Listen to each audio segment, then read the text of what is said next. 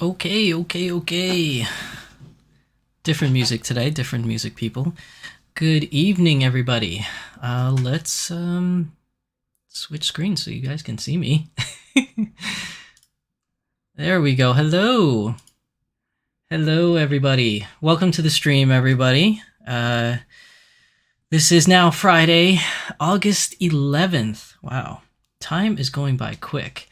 This is episode 28 of Beyond the Doll. As always, I am your host, Shizu-san, and my beautiful assistant or assistants today is the very lovely Cheryl, who's being blocked by the chat window right now. And Portia's with us today, but I just don't have space for her, so she's off to the side. There's a reason why I have two lovelies hanging out with me today, and that's because this is a two-parter episode. I am going to be talking about a recap of basically what happened at Otakon and my trials and tribulations, the fun and the downs, everything pretty much that corresponds with what happened at Otakon. And then afterwards, I got a very lovely package from some of my very lovely friends, and I'll be opening this package live on stream, and we're going to talk about it a little bit. So, and I have two dolls with me today because it requires two dolls for today's video.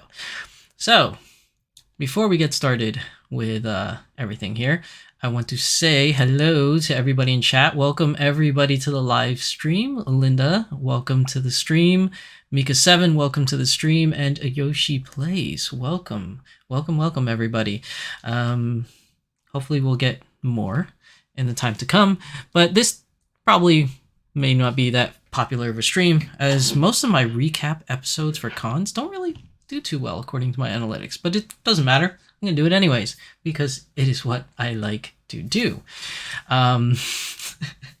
So for those of you that don't know, I recently attended Otakon. It's like 2 weeks now, 2 weekends ago.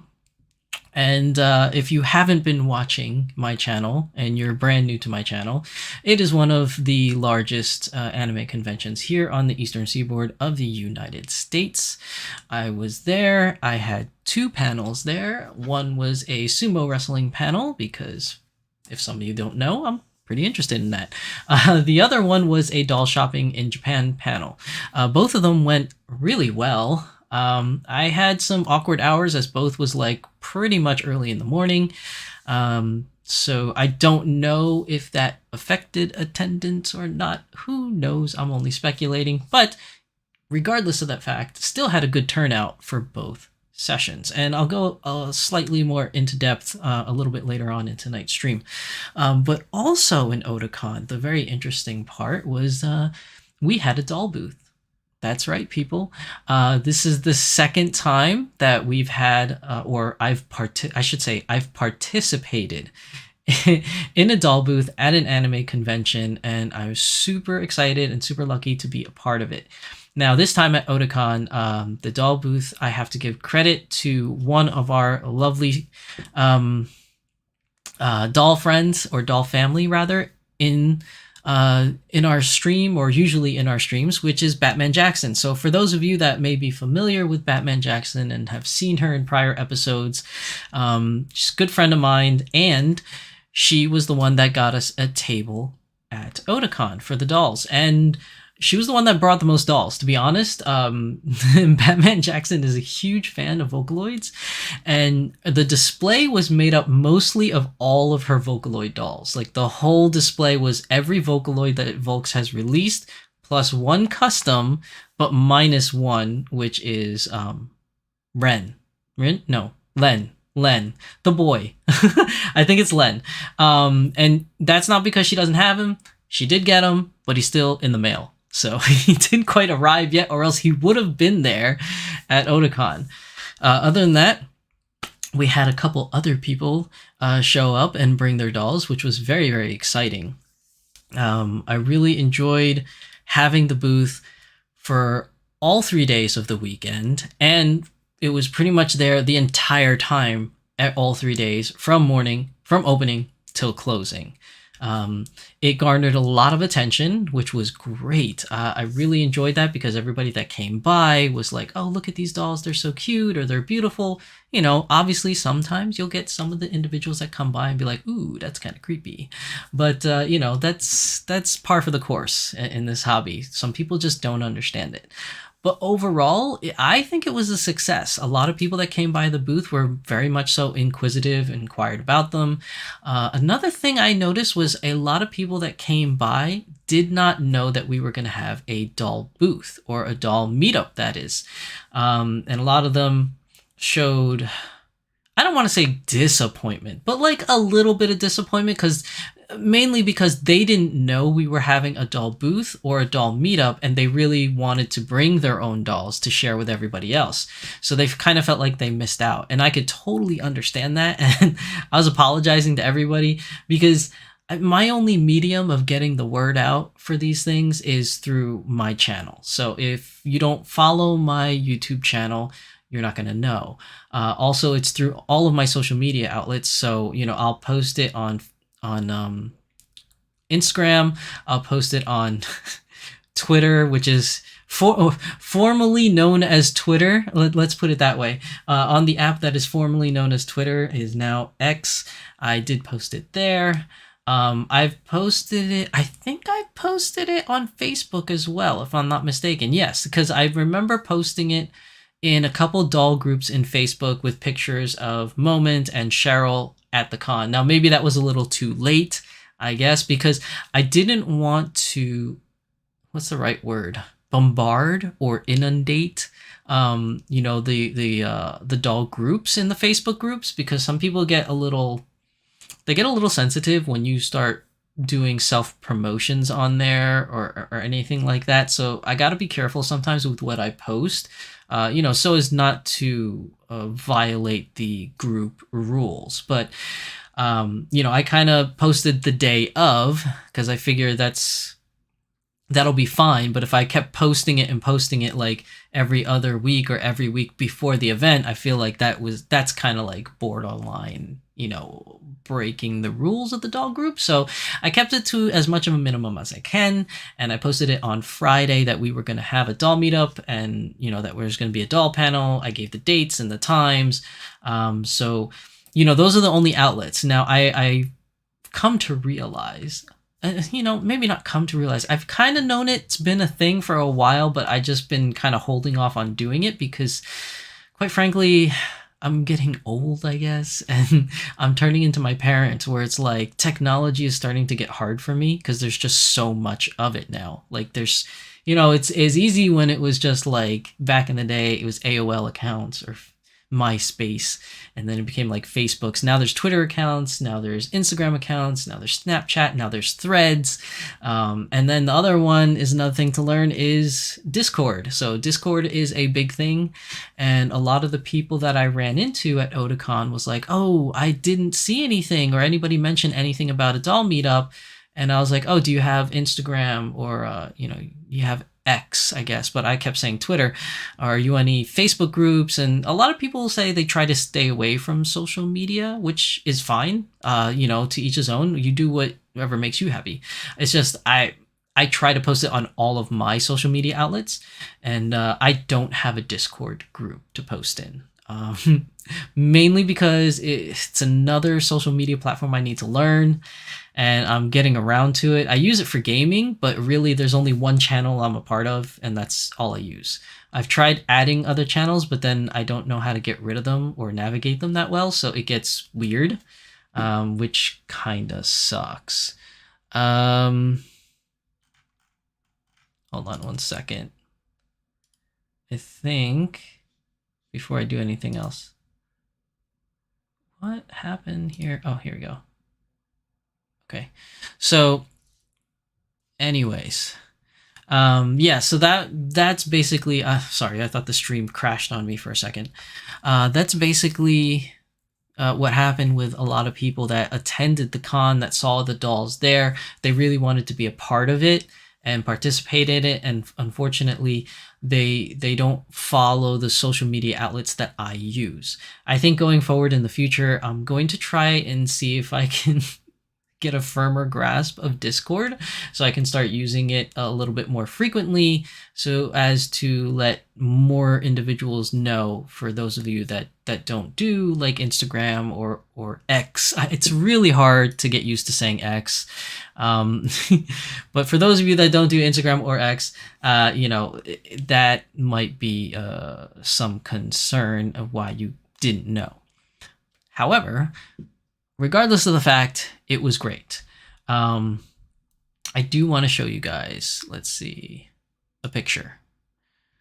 So, where are we? I'm going to change views here. Oh, Cheryl got cut off. I guess this is a good time to put her off to the side for now. So she'll come back later in the stream. All right. So basically, and don't mind the camera. I thought I hit it, but it's not. You can kind of see it. That's for later. There's so many things. Okay, so the stream started late today. The stream started late today because I got everything set up for today's stream. I was like, I'm ready to go. Everything's set up and good. And then when I hit the start stream button, I realized everything that I set up was underneath the, how do I describe it for those of you that don't use OBS, is underneath all the Doll Symposium stuff. So everything that is built for the Doll Symposium is on this stream today because I was using the wrong profile. That's the word I was looking for. I was using the wrong profile. So because of that, I was struggling before the stream started to like fix everything, and I just couldn't get to everything. So you're going to see it right up here. It says the Doll Symposium on top, which is not supposed to say. It's supposed to say Beyond the Doll. But I just didn't. I was stupid. I made a big boo-boo today, and I messed up because I was in such a hurry to get the stream ready for today's episode, and I just had, I don't know, it's been a really bad week at work, really, and I know I shouldn't use that as an excuse, but it was a really bad week at work. And oh my god, what is wrong with my stream tonight? The settings is going crazy. Hold on a second, guys. I hope I don't lose you guys. Hold on.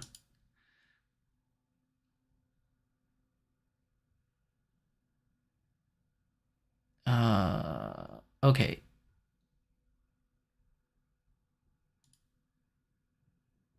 It's asking me to verify that I'm actually streaming. Oh my goodness. Okay, hold on, guys.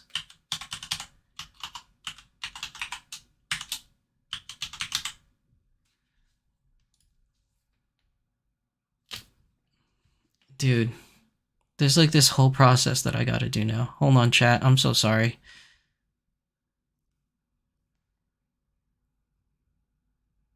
Okay, there we go.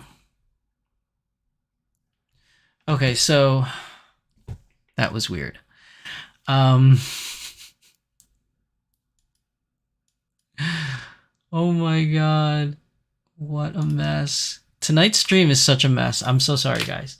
So, aside from YouTube kicking me out, we're back. I'm going to show you some pictures. That's what I was trying to do. Was trying to show you guys pictures. Okay, so first up here. This was the doll booth. This is where it all happened. This is what the display looked like. Now, I wish I could make this bigger, but I can't for some reason. Oh, well, that's kind of weird. Didn't mean for that to happen. This is the night of learning today, people. This is the night of learning what the hell I'm doing on this stream. Okay, hold on. I'm going to fix this as best as I can fix this. Because I really want you guys to see this. Oh boy, that's not right. There we go. Okay. I lost you guys. I really want you guys to see this. And I'm screwing everything up tonight. I do apologize.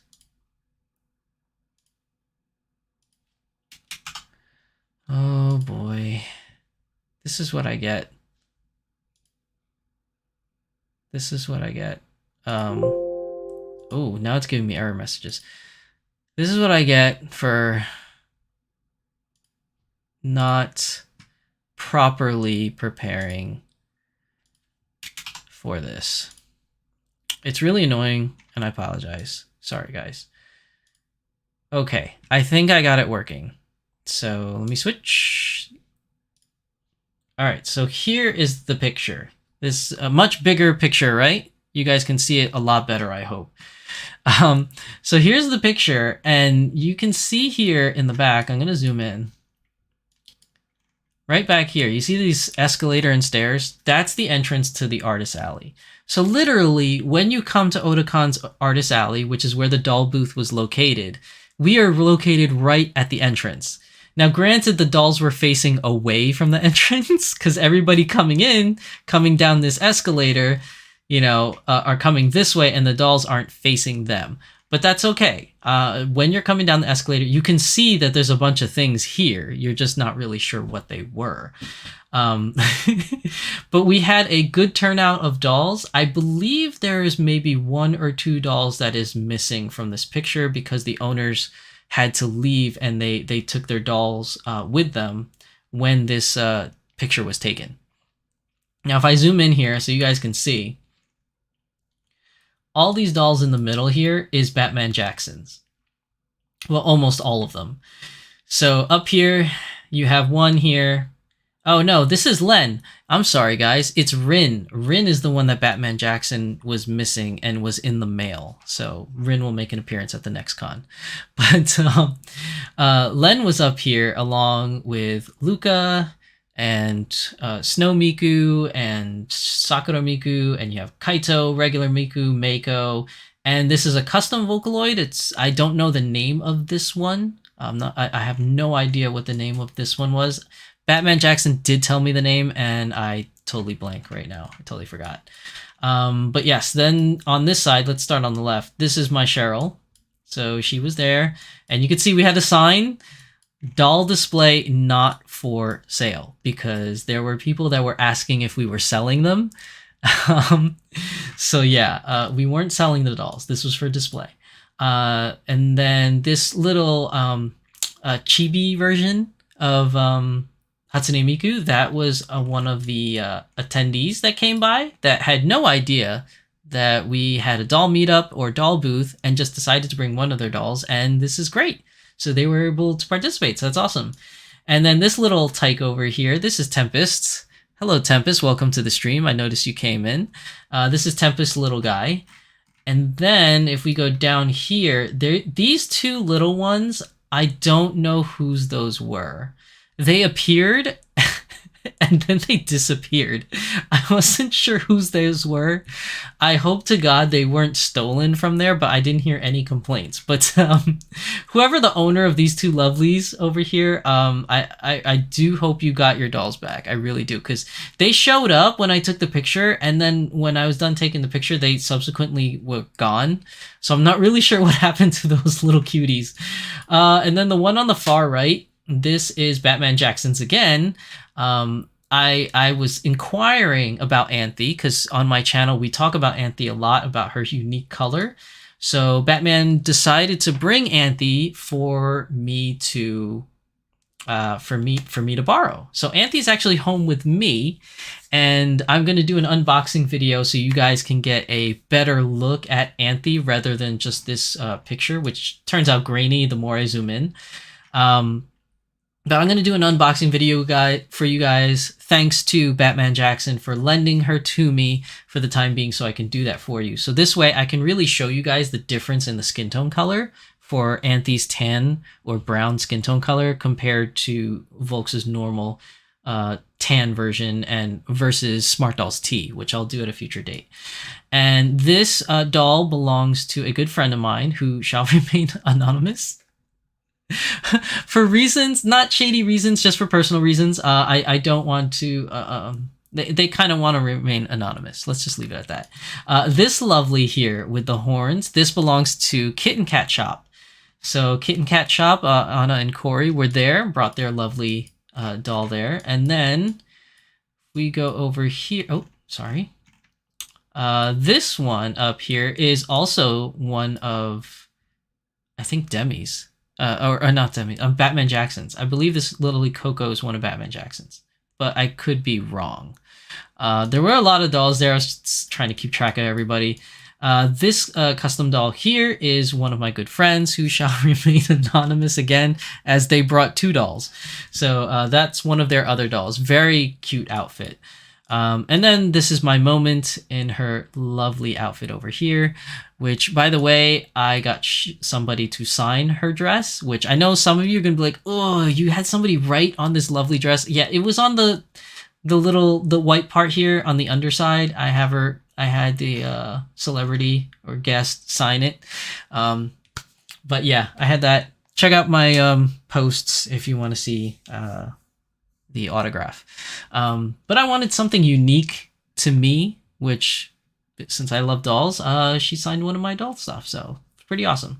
But that was essentially the doll booth, and I thought it did well. I thought it did really well. So, like I said, we had a lot of people show up at the doll booth, and a lot of people wanted to take pictures of the dolls and learn more about the dolls. So, like, where can you buy them? You know, how do you take care of them? How can you customize them? All different kinds of questions, which was really awesome and a lot of fun to talk to people about, especially the new people. Because, you know, they're always so inquisitive, so it lets me deep dive into my I guess my YouTuber personality, where I'm like, let me tell you more. It's kind of like I think Tempest and I were talking about it at Otakon. It's kind of like Starship Troopers. If you ever seen that movie, they have that commercial. It's like, do you want to join? Do you want to know more? It was kind of like that. People were coming by and I was like, let me tell you more about this hobby. And it was a lot of fun. Let me see. Tempest says, wasn't where I would have picked, but much cooler than a scrap of paper. No, but it was definitely a good turnout. And according to Batman Jackson, it looks like we're gonna have another doll booth next year for Otakon. So for those of you that weren't able to make it out at Otakon this year, cross your fingers, because that looks bad if I do it. Like, cross your fingers. So, according to Batman Jackson, it's looking like we will be able to have another doll booth next year. I also did a scavenger hunt for those individuals that came to the doll booth. Let me turn back so you can at least see the miniature picture. I did a scavenger hunt for those individuals, and don't mind the doll symposium up there. Tempest, I messed up my whole profile before I went on stream today. So, yeah. So when we were there, I did a scavenger hunt. I did a scavenger hunt at Anime NYC back in 2018, I want to say it was, and it was pretty successful, and we had some participants participate in it. So this year, we did a scavenger hunt again. And the rules for the scavenger hunt this year was you had to take a selfie in front of 2 different things. One was anything Magical Girl related you had to take a selfie with, and anything mecha related you had to take a selfie with. And the winners, because there was only like, I think it was like 3. Yeah, there were 3 winners and 1 bonus winner. So the way it worked was, the first prize winner, the first person to come to me with a selfie with a Magical Girl or a mecha would win a doll wig. So I brought a very lovely wig from Dallas Doll Co., which I know you guys know by now. And if you didn't know by now, Dallas Doll Co. is stopping their sales for Smart Doll wigs and Dolphy Dream wigs. For personal reasons. It's not like the business was going under. They just wanted more time for personal time, for family time, and their own hobby. So they're taking like a step back. They may come back, they may not. I don't know. That's up to, to the proprietors at Dallas Doll Co. But I had one of their wigs, and I was giving away a wig as a grand prize. It was a very lovely below the shoulder length ombre wig that started out as black and then, you know, subtly turned into a deep purple. So it was a very nice wig. That was the grand prize winner. So whoever got to me the two items for the scavenger hunt first was going to get the grand prize. And then the next two people, because there's 3 winners, the next 2 people that brought me their selfies would get Starbucks gift cards. If you haven't noticed, that's kind of a favorite thing of mine to do, is because everybody drinks Starbucks pretty much, or eats Starbucks, or wants a Starbucks mug, or something Starbucks related, right? So I was giving out Starbucks gift cards worth $10 which is not that bad. I mean, it's enough to get you a drink. It's enough to get you a good specialty drink at Starbucks. So, I mean, it's not much, but I wanted to make something fun, that people can do that's not too hard. It was pretty interesting seeing people running around trying to do it, because I don't know how many of you noticed, Tempest. I'm talking to you, and anybody else that was there. But there was like a magical girl item and a mecha item that was literally a couple feet away from the doll booth. So I was kind of wondering if anyone would notice that and like go run there real quick and come right back within a couple seconds. But the funny thing was everybody was scouring the entire artist alley, and I don't know, I heard some people went as far as going to the dealer's room to get pictures of mecha and stuff, which was pretty damn funny. I didn't expect it to be like that, but it took longer for the winners to come back than I thought. I thought it was going to be pretty quick, but some people went really out of their way to get some cool pictures, so it was pretty interesting how that worked out. There was also a bonus prize winner. Now, the bonus prize was, because I'm a huge fan of Macross, Macross was having their first international appearance outside of Japan. I know, right? Like, pretty awesome news if you're a Macross fan. For a long time, they pretty much couldn't release anything Macross related outside the shores of Japan due to a legal dispute. That legal dispute has subsequently somewhat ended, I want to say. It's not really ended, but they kind of came to some kind of an agreement. So now they started going out and doing, a lot of PR stuff, and Otakon was their very first stop. So in doing so, they had this huge booth at Otakon, and they brought a gigantic Macross mech. It is Alto's mech from Macross Frontier. It is the VF1 from Alto. Oh, Batman Jackson, welcome to the stream. It's the VF1 from Alto. It's huge. And I said, if anybody wants to run, because it was far away. Like, I'm talking big. Like, the artist alley was big. The dealer's room was like twice the size. So I said, as a bonus, if anyone's willing to run all the way to the other side of the convention, which is really far, take a selfie with the gigantic Macross mech, you will get an additional Starbucks gift card for $10. So in theory, if you were the grand prize winner, you could have gotten all 3 pictures. And if you were the first one back with 3 pictures, you would have gotten the wig and a Starbucks gift card. If not, you would have just gotten the wig, and whoever else did the 3 pictures got a Starbucks gift card and a second Starbucks gift card. So that's pretty much how it worked out. Either way, we got all the winners in, and congratulations to the winners. Tempest in chat is actually our grand prize winner.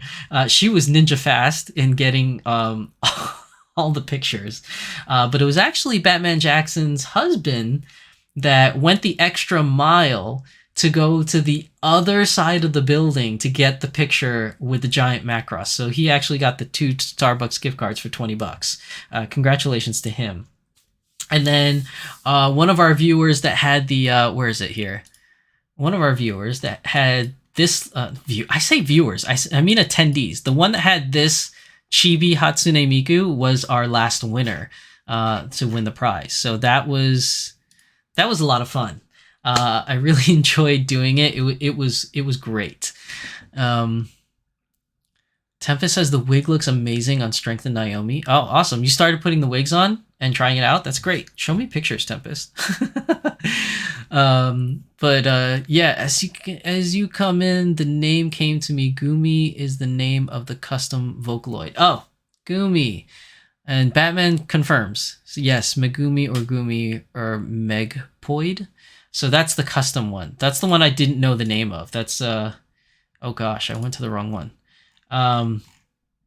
That is where did it go? Where'd she go? Oh, this lady here. This lovely lady here. That's Gumi. That is the custom Vocaloid that Batman Jackson brought with her. So, Yeah, it was great. It was a really good turnout. I had a lot of fun meeting new people. I also had a lot of fun. There were a couple individuals that came to the doll booth to say hi that are longtime fans of the channel and have been watching my channel for a while and actually came down to say hi. So, if you're watching now, it was great meeting all of you. It was really fun. I really like meeting individuals that, watch my channel because it's just cool to put faces to names. Sometimes I recognize the names whenever you chat. I know some of you that I've met said that you're usually a lurker, so you just watch, you don't really chat, which is fine, but it's still great to meet you. Even throughout like walking around the con, like through walking back and forth between the panel room and the artist alley room, walking the dealer's room, I had random people stop me and ask for a selfie that recognized me from my channel, that watch my channel. So it was really, really awesome. It was really humbling to know that there are many of you out there that actually watch the channel. That even recognized me when I was walking around. Now it's kind of easy, I guess, to recognize me because I kind of, I have a face that's recognizable, but more so than that, I was walking around with a gigantic smart doll, so people really could pick me out walking around. I had Moment with me walking around, so a lot of people kind of like recognized me from that also. But after that, like aside from like hanging out, at the artist alley, at the doll booth that you see the picture here, I also had panels that I did. So on Friday, I did a sumo panel, and I had a lot of people turn out for it, which I was really surprised because I didn't think the sumo panel would do that well because it's not really something that's super popular. I mean, even in Japan itself, sumo is not really a popular sport. I mean, for over there, the big thing for them is, baseball. They love baseball. Soccer is another thing that they really like, and a couple other various sports. But sumo is not really like really high on the list, but it's something that's very unique to Japan. And since I like it, I wanted to share my love for it with a bunch of people, at cons, and turns out there was a lot of people that were interested to learn about sumo, which was really fun. I really enjoyed it. I'm going to do it more at more cons because it seems like people really are interested. So that was fun. But then the doll shopping in Japan panel was really cool. We had a bunch of people turn up, and a lot of other individuals brought their own dolls and put their own dolls on the stage with mine, which was really cool. It gives individuals an opportunity to, showcase their dolls as well during the panel. So that was a lot of fun. I really enjoyed that. But after the doll panel, some of you that attended wanted to hang out and talk more doll stuff. So I have like a little picture of our little get together. Now this is a table and 2 chairs right outside of the panel room where I presented. So I kind of had my dolls on display and a couple other individuals' dolls on display. Let me see if I can get you guys a better picture so that I could zoom in. Let me see if I can get this thing to work again. Okay, so here we go. So you can see here, it's Moment and Cheryl just hanging out at the forefront. And then Tempest's little guy right here. And then we had another one, the smart doll in the back, just chilling. Another lovely that was there, one of my good friends. And this smart doll popped up again, for those of you that remember her from the doll booth. And then these 2 lovely ladies have such a unique story. So these 2 dolls, one smart doll and 2B from Nier Automata. I forgot which one this one was. I can't remember if it was Fortitude or another one. But anyways, the owner of these 2 dolls, very nice person. They told me that they watch my channel all the time, and they've come to prior panels, not just the Otakon panel. So very nice to finally not finally, but very nice to meet you again, because sometimes I have a hard time remembering names and faces. I have such a bad memory. But the unique thing about the story of these dolls is that this individual wanted to come to Otakon and bring their dolls because they heard from my channel that I would be there, that we were going to have a doll meet and everything. So they put their dolls in their carry-on when they flew over here, over to Washington, D.C. And the clothing for the dolls were in the suitcase. And the wild story is that the suitcase didn't make it to DC. It actually got stuck. I think he said it got stuck at the other airport, or it went to another airport. I mean, either way, it didn't come to DC with him. It was supposed to, but it didn't. So he had these two dolls with him that basically had no clothes on. At least their original outfits. It's a good thing that he actually had backups clothing that he wasn't intended on using, because I think he said they were brand new and they weren't opened. They were still sealed. So luckily he had that with him, and he was able to just open them and put these two lovelies in clothes and bring them out to the meet. So that was really, really awesome. Shout out to, I don't know if I have the okay to say his name, so I'm just gonna say shout out to the owner that owned these two lovely dolls for bringing them, and so sorry to hear about your your issues with luggage with the airport, but I'm glad that you had some backup clothing to put them in and they were able to make an appearance. And they're very, very cute. I really, and especially this dress, I was like hounding him because I really like this dress that that 2B is wearing, because I wanted to buy it. And the only reason why I didn't buy that dress is because I'm trying to save up for my Japan trip again. So for those of you that didn't know, I was supposed to go to Japan this winter, and then I had a homeowner's issue.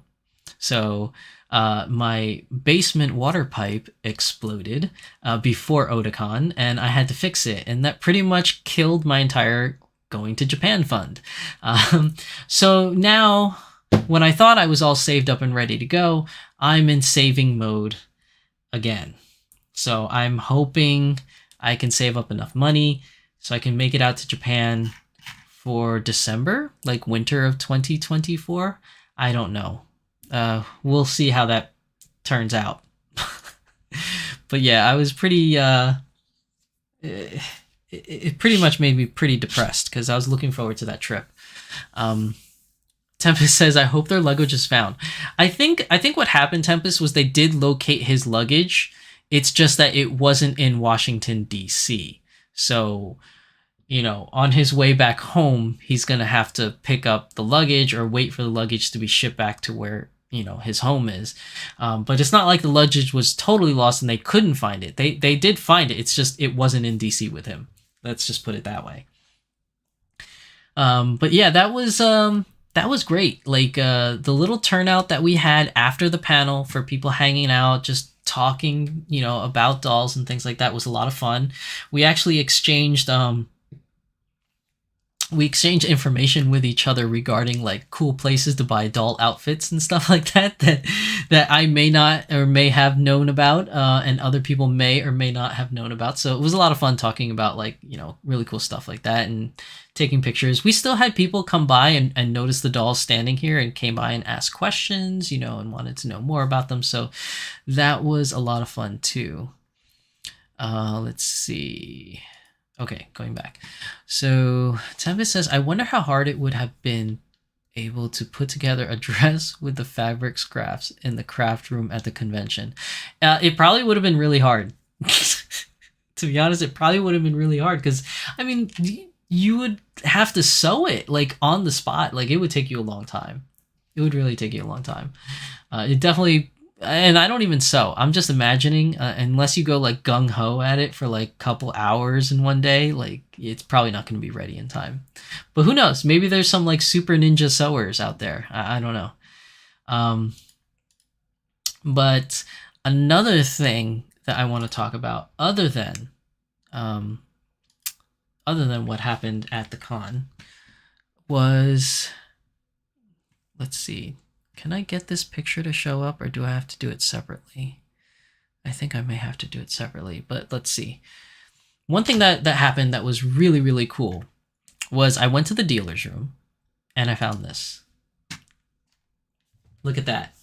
Look at that, people. The dealer's room was selling dolls. The dealer's room was selling dolls. It was great. I've seen it once before at Anext, and I probably in 2018 I saw it, and there was one vendor that was selling one doll, and it was a Cheryl Gnome from Macker's Frontier, the same Cheryl Gnome that I have with me today, and they were selling it there, and that was the only time I saw a doll for sale, at least of this scale, in a dealer's room. There have been other dolls I've seen at dealer's room, like Kiki Pops, Pure Nemos, and Pull-Ups and Blythes. Pull-Ups and Blythes. I've seen for sale, but I've never seen Dolphy Dreams up until that point, and then I've never seen them again until now in 2023 at Otakon. Let me see if I can get a better picture for you guys so you guys can see. Now, I don't want to be outing this, people, so I'm not going to tell you who the vendor is, because that's really, really mean. I'm not going to tell you the name of the vendor, but the vendor was selling them at a pretty ridiculous price. I don't know if you guys can see it at that view, so I'm going to transition here. Let's see. So we have Megan Luca over here that was selling... They were trying to sell a brand new Megan and Luca for $1,800. They were trying to sell a Saber Santa altar for $1,200 and a regular Saber Dolphy Dream version for $1,800. Yeah, you can get these for way cheaper than that right now, even on eBay or Matarake. The Saber itself is actually being sold at Volks for cost, which was $1,000. So, I mean, even though these are scalper prices and it's really expensive, I don't think anybody would buy them at these prices. It's just nice to see that the doll hobby has grown to the point where even vendors are recognizing that people want these items and they're starting to sell them. That's the thing that I found really interesting about this, was the fact that the doll hobby was growing to a point where vendors were like, hey, there's people that really like this stuff. Let's start selling it when we go to cons. So seeing 3 different Dolphy Dreams for sale is really cool, but at the same time, seeing the prices of them was not very cool. That was a lot of money. Now, the other doll that's there, which I couldn't fit, if you couldn't notice, I did some very good overlapping in my presentation here, but showing you the original picture, if I were to go change back, there was also this A-Zone doll here, which was the Revolutionary Girl Utena A-Zone doll, which Batman Jackson in the stream wants me to keep on the lookout for Utena for her, but this is the wrong Utena. This is the A-Zone Utena. She wanted the Dolphy Dream Utena, but nevertheless, Utena was there for $1,100, which I don't know. I didn't research the prices for Utena, so I don't know what the A-Zone Utena version goes for on the market right now, but $1,100 seems quite steep. Even for A-Zones collaborated dolls, they're usually around the $500, $600 mark. So $1,100 seems just about right for scalper prices, for doubling the price. So yeah, there's that. Let's see. Batman Jackson says, Katsucon takeover next. Everyone submit your doll panels. I'm bad about tending to just buy things directly from Volks when I see their seasonal releases. Says Tempest Strife. Submissions are open, Batman Jackson? I thought their submissions were closed for Katsucon. They're open? Oh, well, okay. Well, I'm going to be hosting 2 panels at Katsucon this year. I don't know which panels yet. I have to actually talk to you, Batman Jackson, which panels the con people want to see, and then I'll do those 2 panels, whichever 2 panels the con people want to see. Tempest says Zenkai is the one at the Inner Harbor. Sorry, Katsu is the one at the Inner Harbor, and Zenkai's in Lancaster. Tempest says, dude, I thought I was splurging on the $40 chocolates for my husband, but it doesn't count as a splurge if it's for your... I can't read that. For your significant other. No, it's still a splurge. I buy my wife like chocolates, you know, during Valentine's Day or whatever that are kind of a little pricey or a little expensive. So, you know, I wouldn't say that doesn't count as splurging. It's still a splurge. Batman says Katsukan is National Harbor. I don't know about Zenkai. Kind of like some aspects of the Alone Utena, the A-Zone Utena, you mean? Yeah, the A-Zone Utena.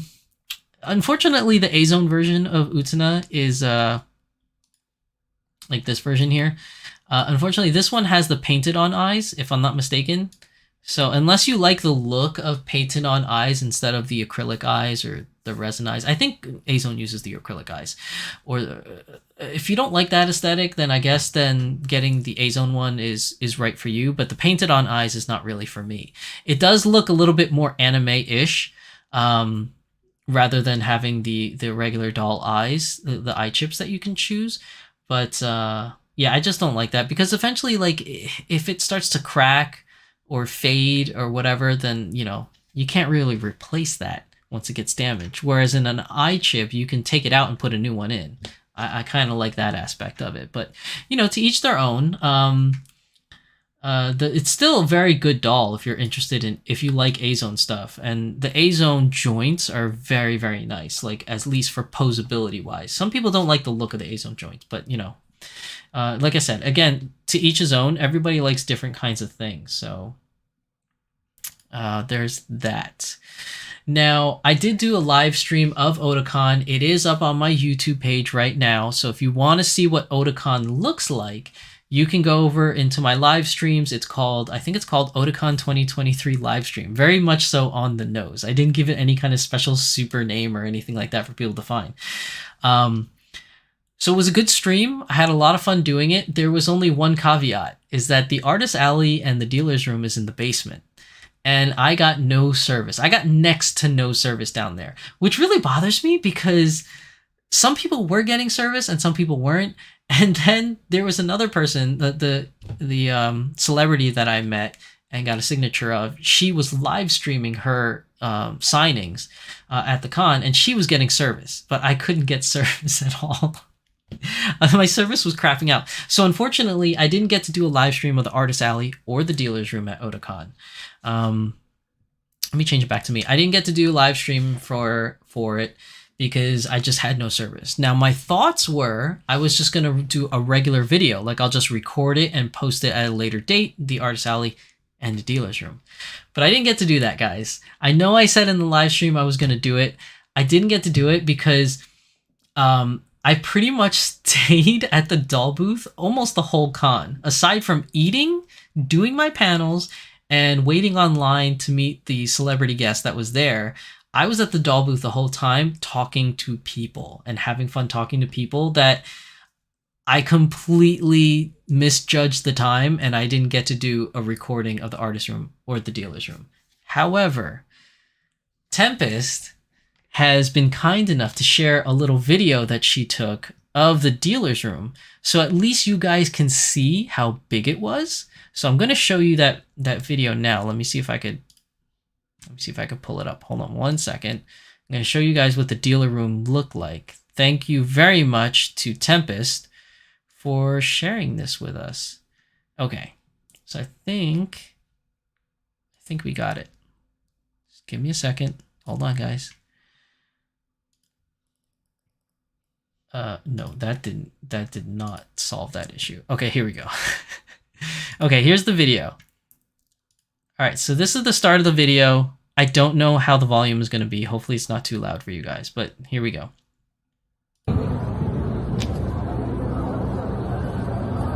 So as you can see, this is the beginning area of the con. And then it goes all the way down that way. And let me just pause it right here. Hold on, pause. So all the way down this way, you can see a wall there, right? That wall in the back actually is the wall separating the dealer's room from the artist alley. So the artist alley is on the other side of that wall. And it's really, it is really, really far away. And it's really big. So if I can bring this back to the beginning, right? Hold on. This is the beginning of the dealer's room. This is row 1, right? So if it goes here. It's not that clear. Oh, this is a little bit clearer. Okay, so if you could see it here on the left-hand side, on this left-hand side here, this is aisle 0. This is the very first aisle. And then each aisle has a number. So I don't know how the numbers are decided, but it says 0 and then aisle 300, right? And then as it goes, you'll see more. There's aisle 400. And then over there, you'll see aisle 500. And it goes all the way up to aisle, I think the last aisle was aisle 1700. So essentially, you're looking at 17 aisles of this, which is huge. Like, I've never been to a con bigger than this. Like, even Anime NYC is smaller than this. So you can see in the rest of the video how big it is. It's quite large. And thank you, Tempest, for sharing this video with me so I could show it to everybody. But yeah, that's like really big dealer's room. And it goes really far. Like, you can't even see. Like, I don't think you can really get an appreciation for the real backside over here. So all the way in the back is where the guest signing is. So it's a really big open area so that they can have long lines for people to stand in to wait in to meet the guests. And then in this back left portion, there's a whole bunch of food stands and seating for people to eat food and stuff like that. And you can see here at the very bottom of your screen right now, that's the giant mech that I asked people to take a picture of for a selfie for the bonus prize. But you can see it right there. It's huge. It's bigger than like the posters or the walls that are up here. It's pretty damn big. I wish I had a better picture where you could see how big it is next to a person, because this is not doing it justice. You can see this guy here in the purple looks like he's like almost as tall, but it's just the way that the camera's angled. It's really, he's probably half the size of the mech that's down there. And I think, how much more do we got here? Going here. So there's like, yeah, that's just looking all the way down, all the way down the dealer's room. It's pretty big. It's pretty big. But yeah, there's just a lot to this dealer's room, and unfortunately, I didn't really get to see any of it. I literally was all the way in the back here to meet the celebrity guest signing, and then I ran all the way over here to the front just so I could take pictures of the Macross statue, and then I ran all the way back to the artist alley. So I actually didn't get to see most of the vendor booths, other than the ones that my daughter pointed out to me because there was stuff she wanted to buy from there, so, you know, we had to stop at those. But I didn't really get a chance to look at any of it, which was kind of sad. But it's okay. I guess I saved some money by not doing so. But yeah, that's the oh, hold on. There we go. That's the deals room. So thank you, Tempest, for sharing that video so that everybody can kind of get an understanding of how big it was. Let's see. So Tempest says the painted eyes I feel like matches the more flat sort of original art style of Utsuna. Yeah, I do agree. It does. The painted on eyes makes her definitely look way more anime-ish. I didn't think about the longevity of the paint on the vinyl. Yeah, that's definitely something you got to worry about. No streaming in the dungeon. Nope, definitely no streaming in the dungeon. Oh, Moguri, welcome to the stream, Moguri. Sorry, I didn't see your message until now, but welcome to the stream. Hopefully you didn't miss too much, and you can always watch it later on the VODs, but we are talking about the Otakon recap right now before we get to the next section of today's video. Batman Jackson says, Anime NYC dealers is bigger because of the industry booths. I mean, yeah, I guess. I understand what you mean, Batman Jackson, because I don't know what it was. I think it was the Funimation booth or something that this year where they had the gigantic Luffy statue that was just huge. It was like a big, like it went all the way up to the ceiling, and it like spanned like a huge area, but there was a giant Luffy statue that was there. So yeah, I guess the size of the booths at Anime NYC were definitely bigger, but substantive wise, I don't know if it was bigger, but I guess you would know more than me because you were actually, there to vendor it. So you kind of have a better idea of the space and the sizing. But I still think that Otakon is just gigantic. It's also because I think Anime NYC merged the dealer's room and the artist alley in one big area, whereas Otakon separated them by a wall. So I think if you got rid of that wall and you just melded dealer's room and artist alley together, it probably would have been bigger than if you put it that way. But yeah, Anime NYC definitely merged the two different areas into just one big area. From my memory, I like the variety of Anime NYC vendors better. I felt like there was 6 repeats at minimum of the same exact purchase bulk plush. Tempest! We don't talk about that stuff. We don't talk about that stuff. No, I'm just kidding. No, no, Tempest is right. The usual, but that's like a victim of every con though. I feel like a lot of cons have a lot of repeat vendor booths that end up selling the same things, which to me is good because then you can price match people. Like you could be like, oh, I saw the same figure at this booth for $10 and then at this booth it's $20. I'm going back to the other one kind of thing. So you always have that kind of like, matching of prices thing at vendor booths at an anime convention. But yeah, no, you're not wrong in that. Otakon did have a lot of repeats this year, but there really is no way you can get around that. As like as Batman Jackson would tell you, there's no way to really get around that because it's not like the vendors bring an inventory list for you to see if you're bringing doubles of everybody's stuff. Anime NYC definitely had doubles also, but I think the reason why it didn't seem like they didn't have as much is because the vendor booths for the private vendors were kind of mixed in every other aisle from the industry booths. So I remember like on the far left, there were some independent vendors that were selling things and like little stores that were selling things. And then towards the middle was like all the big industry. And then towards the right, which is getting closer to the artist alley, was an amalgamation of like independent vendors and then artist alley. So it was kind of like spread out a little bit more, but I kind of see both of your points. It does make sense. So maybe my spatial recognition or aspects is a little askewed. But I feel like Otakon was just really, really big. But as for 2023 Anime NYC, can they get bigger? Who knows? They might. I don't know. It might get bigger this year. So be on the lookout for that. And they are not in the basement, so I should be able to live stream Anime NYC this year. Let's see. Luxaria, I'll tell you. Welcome. Welcome to the stream, Luxaria. It says, when I go to conventions, I love going to the artist gallery. Yeah, the artist gallery. So you're talking about, if I'm remembering this correctly, you're not talking about the artist alley. You're talking about like that little area where they have the custom like art pieces made up that were in frames that usually get auctioned off at the con. Like, are you talking about like that area?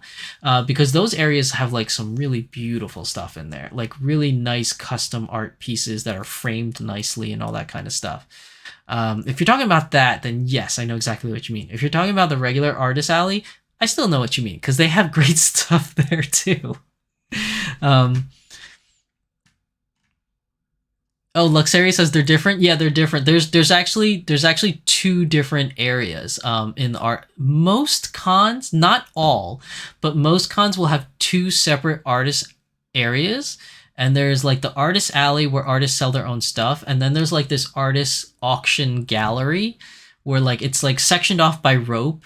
And there's a lot of different like artworks and I guess sculptures or statues that are up for auction. So yeah, there's like 2 different places, but not every con has that. So I what I'm assuming that you mean is just the regular artist alley, which again, I still understand what you mean because there's a lot of cool stuff there too. I actually bought a couple things at this year's artist alley. Let's see. Tempest says, but that's figures versus bread cat plush and long cat plush. Yeah, what is with the trend with that, Tempest? There's a lot of those like long cats or long dogs or long panda bear plushes. I don't know. People love that stuff. Mika7 says it's a mystery for now. Anime NYC 2023. I mean, yeah, we don't know. We'll find out in a couple months how much bigger or the same Anime NYC is going to be this year. It's going to be terrible though. I'm going to tell you right now. I was there on Saturday, and I got to the city at 5 a.m. and I lined up at 5 a.m. What 5 a.m. gets you, because the doors don't open till 9 o'clock, I think it was, or 9:30. So when I got there at 5 a.m., I was literally at the beginning to get in, like almost at the beginning. There was a couple people before us. I want to say, if I'm going to make a good estimate, there was about 100 people before me to get in, which in the grand scheme of things, of thousands of attendees, that's not a lot. So I got there really early. And I was like one of the first people to walk in, because when me and my daughter walked in, when they finally opened the doors, those 100 people that were in front of me dispersed where it looked like the convention center was empty. So like we were one of the first ones to get in there, and we got like a lot of pretty good early deals from getting in pretty early. So it was really nice. But we had to get there at 5 a.m. And I was sitting on the hard concrete. It really sucked. Like sitting there for like 4 hours on hard concrete was not cool. But anyways, let's see. Luxaria says the area where artists sell their own stuff. Yeah, that's the artist alley. Tempest Dry says, my sister had a point. When people can now very easily compare shop online for figures and DVDs and just order quickly and not pay the con upcharge to help pay for a booth and getting there. Yeah, that's the only thing. So like if you want something like anime related, whether it's any kind of anime goods, often than not, you could probably find it cheaper online. And really, the only thing that people buy at these cons nowadays is the hard to get stuff. Like sometimes you'll see vendors selling things that you just won't find online. And if you do find it online, it's like at like an astronomical cost, to the point where it's not worth buying. So yeah, it's most people just buy things that they can't find online nowadays.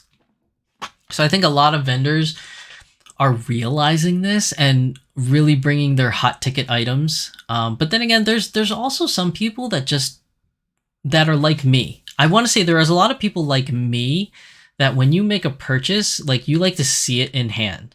Like I'm old school like that. Like I hate buying things online because I like to hold it. Like I like to be like, hold it in my hands, examine it, make sure there's no flaws, things like that, make sure the box is not damaged. And those are things that you can't see beforehand when you purchase things online. So, vendors will still bring a lot of their normal stuff because there are people like that, like me, that are on the fence about buying things online, but when you see them in person, they're better. For case in point, where is it? Oh, case in point. This little figure. This is my Asuna noodle topper that I have on my desk. Oh, it won't focus on her because my face. Focus.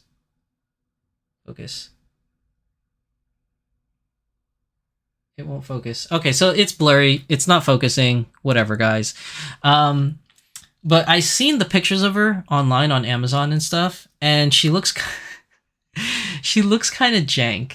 But when I saw her in person at the con and I looked at the actual figure, I was like, oh, actually she doesn't look that bad, so I bought it.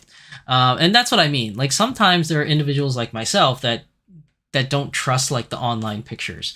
So vendors will still bring their normal stuff anyways.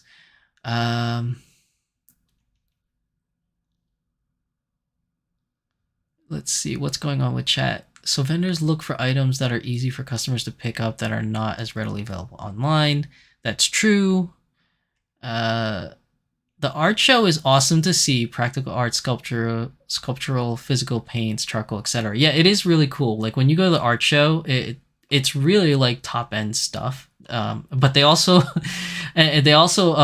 are quite expensive. Not that the artists don't deserve that money, that's not what I'm saying, but if you do want to purchase some of these like high-end items, they do come with a high-end price. So just be wary of that.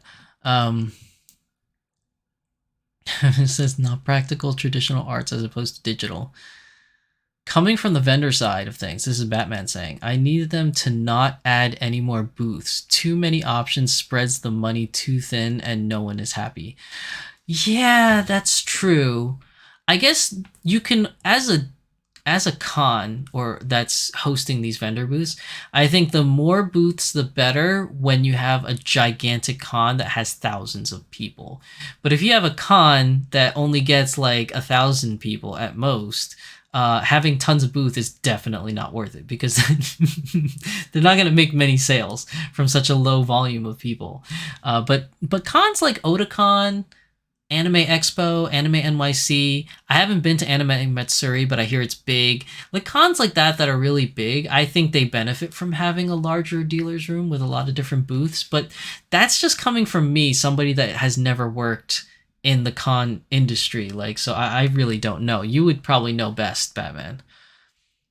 Tempest says, I almost bought a $40 dot hack signed Subaru figure mint on card, but spent that on chocolates instead.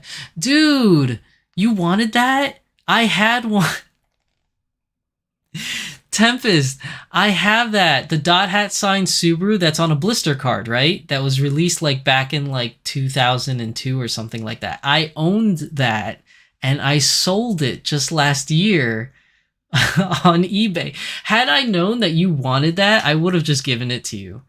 I had no idea that you wanted that, Tempest. Because I was trying to like get money for doll fund to buy more dolls. So I was selling a lot of my old figures. So I sold all my Nendroids, all my Figmas. I didn't know that that's something that you were interested in. I would have given it to you, Tempest. Luxaria says you don't like online, but all your dolls. Yes, I know. You're right, Lux. You're right. But like, if there is a doll store brick and mortar, I would definitely go there, which I did. When Fabric and Friends had a store in Virginia, I went there to go do a video. And I thought it was really cool that they sold A-Zone dolls, especially A-Zone dolls that you don't really see that often for the 1/3 scales. And they sold smart dolls. I thought that was really great for people to have a resource to see these in person before they buy them. It's just unfortunate that the doll hobby now has no physical stores at this moment in the United States where we can go see these dolls. So unfortunately, the only way to buy them is online. And trust me, Lux, when I bought my first doll, it took me a long time to bite the bullet because I have never seen a doll in person. I've only seen pictures online and YouTube videos, and they're a lot of money. And I was very hesitant in buying my first doll because of the really high cost of it, and not ever once seeing one in person or holding it or anything. So it was really hard. But once I bit that bullet, it was all downhill from there. I just kept buying at that point. Tempest says, yeah, there is a sweet spot between variety and oversaturation versus shopper population. That is true. Imagine seeing a rare figure there. I did, Lux. I did. I saw a rare. Well, to me, they're rare. So I like to play this mobile game that's called Azure Lane. If you're not familiar with it, it's another version of like Kontai Collection or something like that. Now, they sell figures as well. And if you don't catch it, because they don't make many of them, if you don't catch it during the pre-orders, obviously they don't make them anymore after that, they go for an astronomical amount. So for taking points, case in point, there is this one company that does this other mobile game I play, Girls Frontline. It's another game that's kind of like Azure Lane. Girls Frontline also sells figures, and it's also very hard to get. And there is this one particular doll, OST 14, in the dinner outfit, the what's it called, the ballroom gown outfit, that is just so damn sexy, and it looks so good, and like not in a skeezy way, like just like really regal, really pretty. And she was going for $150 pre-order. I didn't pre-order her because I didn't have $150.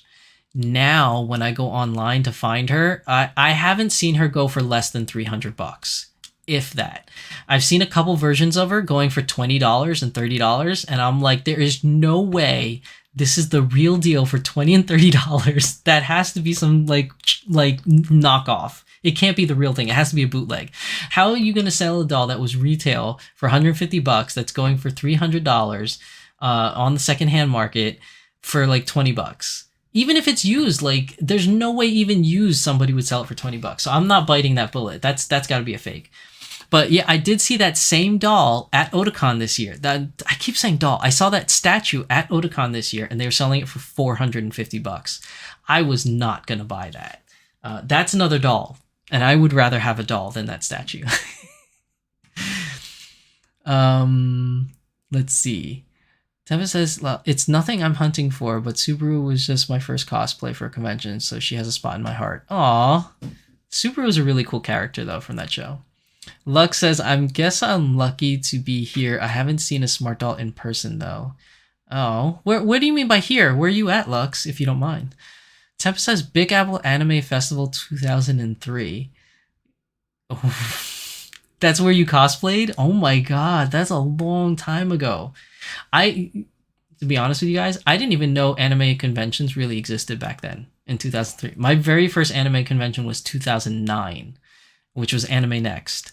So I didn't even know conventions like that existed in 2003. Lux says, I hope Danny opens his physical store so I can see them in person. Yeah, so far his physical store in Japan is closed. However, there have been certain individuals that were able to go inside. I don't know how they were able to go inside, but maybe send him an email if you're in Japan. Other than that, he told me a long time ago that he's scouting places for a new physical store, to have a second store. But I don't know where that is. He's hinted maybe UK. He's hinted maybe the United States. He's hinted maybe somewhere in Southeast Asia. I really don't know, honestly, and I haven't heard anything of it. But maybe one day. Who knows? Maybe one day. Lux says, oh my god, Azur Lane figures are so expensive. See, you know my plight, Lux. Azur Lane figures are so damn expensive, but they're beautiful. I'm a big fan of the girls frontline though. Girls frontline ones are even better. Do I have one? I have one here. I bought one recently. I found it for a steal. You want to see it, Luxaria? You want to see it? Okay, hold on. It's right here. I haven't taken her out of the box yet. Oh my gosh. So, because Lux is a fan just as much as I am, this is the one I found for a good price. I got her for $150, so pretty much retail, and I'm super excited to have her. This is Jean Bart in the what's it called? What do they call that? The party dress outfit. In the party dress outfit. Really, really nice. I love this one. I'm still hunting down other figures, which I haven't... Ooh, hit the mic. I haven't gotten a chance to pick up as of yet. Oh my gosh. No space. No space in this office. I'm going to have to fix that later. Okay. So yeah, that was my Jean Bart. What's going on in chat, you guys? I buy at Ami Ami where I pay only when the figures arrive at the store. Yeah, I have Ami Ami as well. I have from Girls Frontline, I have STAR15. I have her on pre-order. I'm waiting for her to come out. But she's like my favorite character from Girls Frontline is STAR. I want OST14 just because she looks beautiful, but STAR is my favorite character. I have her on pre-order. I can't wait for her to come in. Lux says, yes, nice. I do hear you have to be careful with the glasses. They fall off easily. Yes, they do. Yes, they do. Those glasses fall off easily. I haven't taken her out of the box, but I know exactly what you mean. Linda says, if you email Danny, if you are traveling to Japan, he will make plans for you to see his store. Awesome. Thank you, Linda, for sharing that information. And by the way, Linda, I still owe you that email. I haven't forgotten. I haven't forgotten that email that you asked me about, but I will send it once I have compiled the total list. But that's great. So there you go, guys. For those of you watching live stream or those of you watching on the VODs, it looks like it's confirmed here. If you're planning to go to Japan and you're in Japan, send Danny Chu an email. Let him know when you'll be in the area, and he'll see if he can. I guess he'll see if he can work it around his schedule to let you into the store. So that's great news. That's awesome news. Awesome news. So okay, so that's pretty much everything I wanted to cover today for Otakon recap. That actually took a lot longer than I had originally planned for, but I am the king of tangents, so we did go on a couple of tangents, especially talking about really cool figures and statues. So that definitely was a tangent, but it was a good one.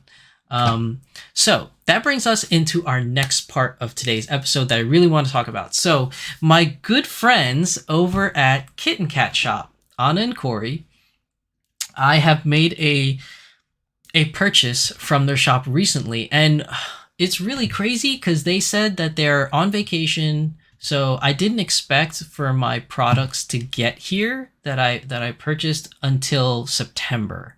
But they sent it early. So thank you very much, Anna and Corey. If you're watching on the live stream or if you're watching this on the VODs, thank you for sending me my items so quickly. And I want to share it with everybody on stream.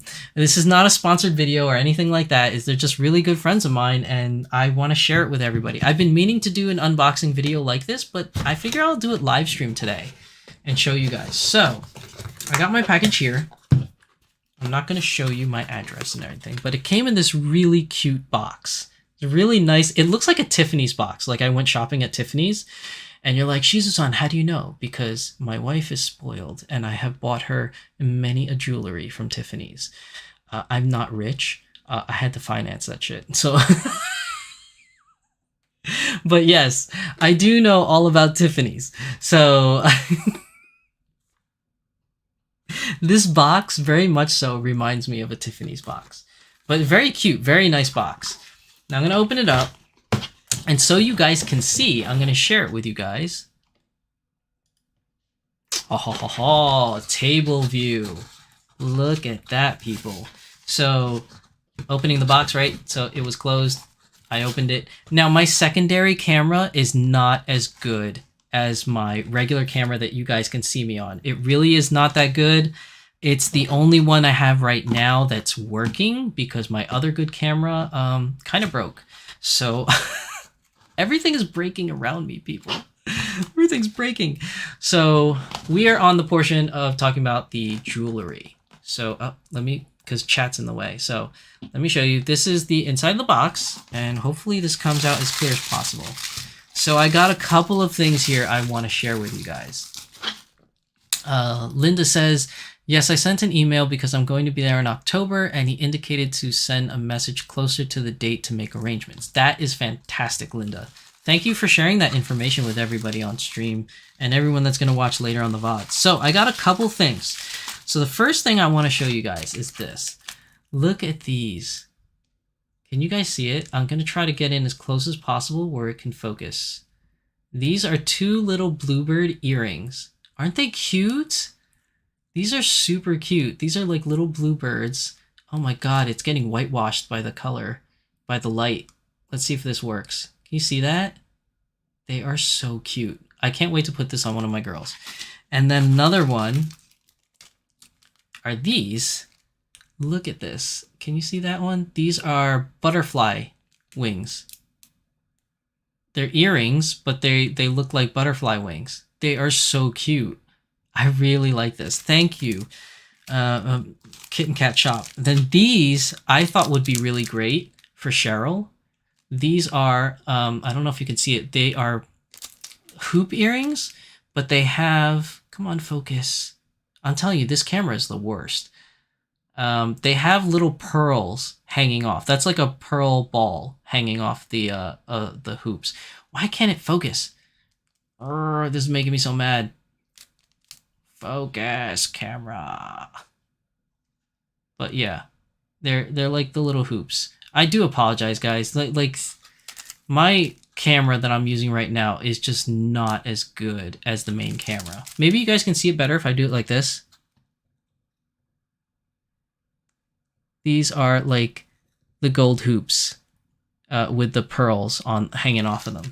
And just so you guys can see the other ones, in case it wasn't clear before, actually, you know what? How about this? Can you guys see it? These are the butterfly wings. Super cute. And the other ones are the bluebirds. These are the bluebirds.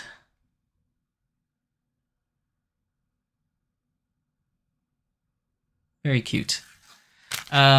Then we have this lovely thing, which is this here is a butterfly. So it's not pearl, but what it is it's seashell. It's a seashell material or seashell whatever item made into a butterfly. And like, this is just bothering me now. Can we like focus better? It's not focusing. Okay, so here you guys can, let me switch it back. So here you guys can see, this is the butterfly necklace made out of seashell. Very cool necklace. So there's that.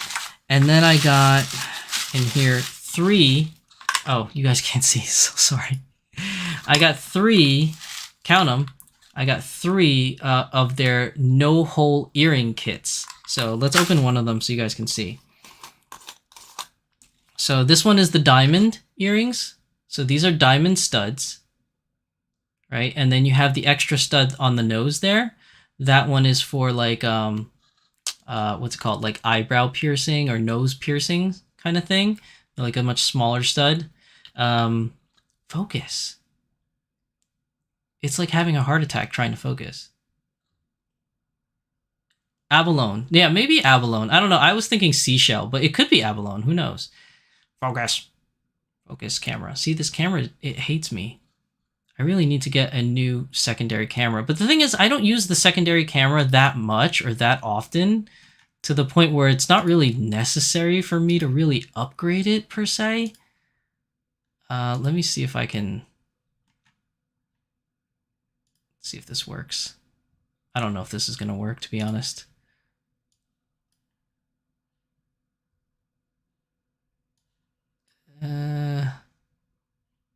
Camera control.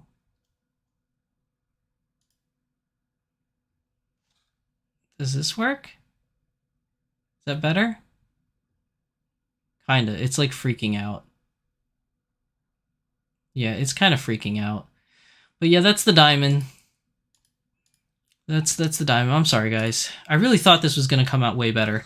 But I don't use the secondary camera that often, so I don't really know if it's worth the expense of getting another one.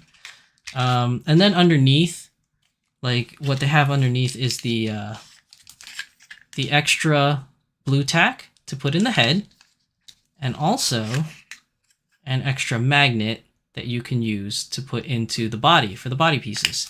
So I'm going to show you how to use these no-hole kits today. That's kind of what is part of the stream today, is show you how it works. So I'm going to put all these things away. There is one other item that I want to show you guys. Let me just move all this stuff out of the way right now. There's one other item that I have. Hold on. I'm like super thirsty. I've been talking a lot. All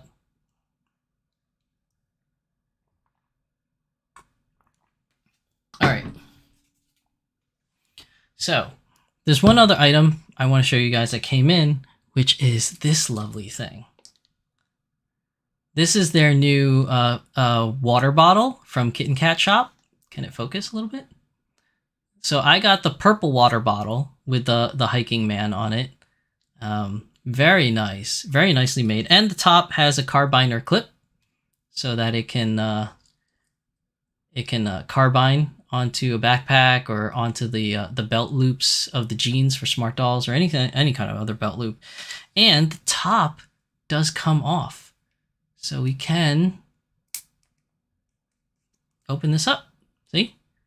And it is empty. So I guess if you really wanted to put something in there, you can, but you could see through it. There's a hole on the inside, and that's from, making the mold and like printing it. So if you put water in there, it's just going to leak out the bottom.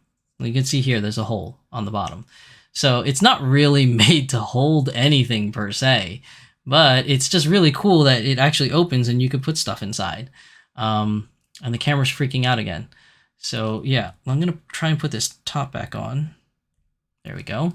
But this is a really cool item. I really like this. This is pretty dope. So whenever I do some adventure hiking with my dolls, this is definitely coming with me. So I'm gonna put that off to the side for now. And let's get into the part where we actually put one of these things on a doll. Let's see. Before I do that, what's going on with chat?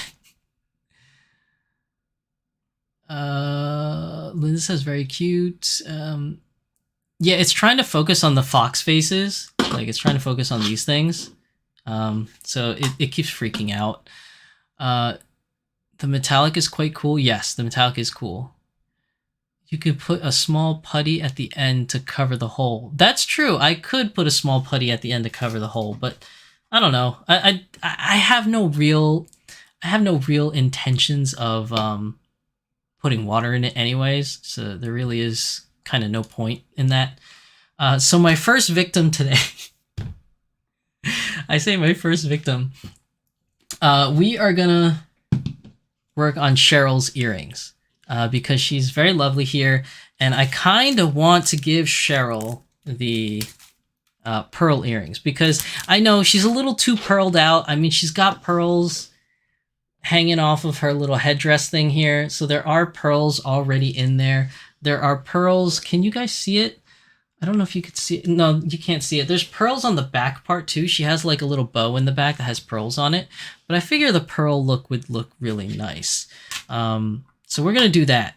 I did get pearl earrings as well, aside from the hoop ones. It's somewhere in here. Yeah, it's this one. So I'll show that to you guys. So Cheryl's going to be our first victim. I really shouldn't say victim, but we got to take off her hair piece right now so you guys can see it. So I'm going to take off her little hair thing, which is always a pain in the butt to take this off. Okay, there we go.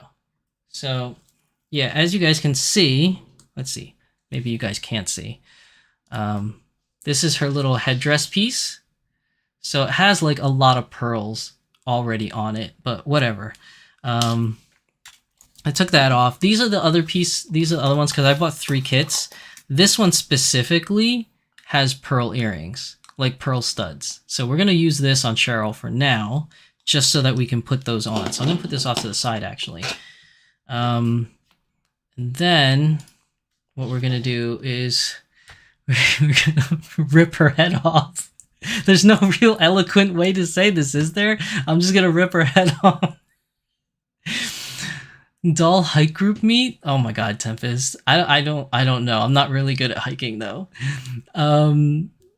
Alexaria says, I want my dolls to wear earrings too, but I'm too scared to pierce looking into magnet earrings. Yeah, these are magnet earrings. So watch how I put these on, Luxaria, and you could see how easy it is to put on the magnet earrings.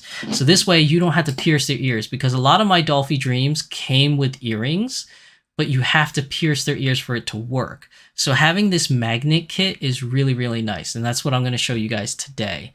But definitely visit Kitten Cat Shop if you want to buy anything. Right now, if you go to their shop right now, everything's sold out.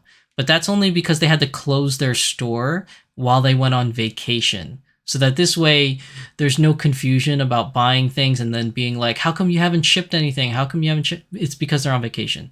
So when they come back in September, everything on the site will come back online for sale. So don't get freaked out if you go to kittencatshop.com and everything's sold out. So poor Cheryl here is going to have her head ripped off in order to do this. I feel so bad. All right, Cheryl. You guys can hear that? That's like some ASMR going on right now. Trying to take off her head. Wiggle, wiggle. There we go. Oh my god, we ripped her head off. She is a headless. She's a head body. No body. Head body. I said head body. That makes no sense, people. Yeah, this looks kind of creepy like this. So, yeah, body off to the side, people.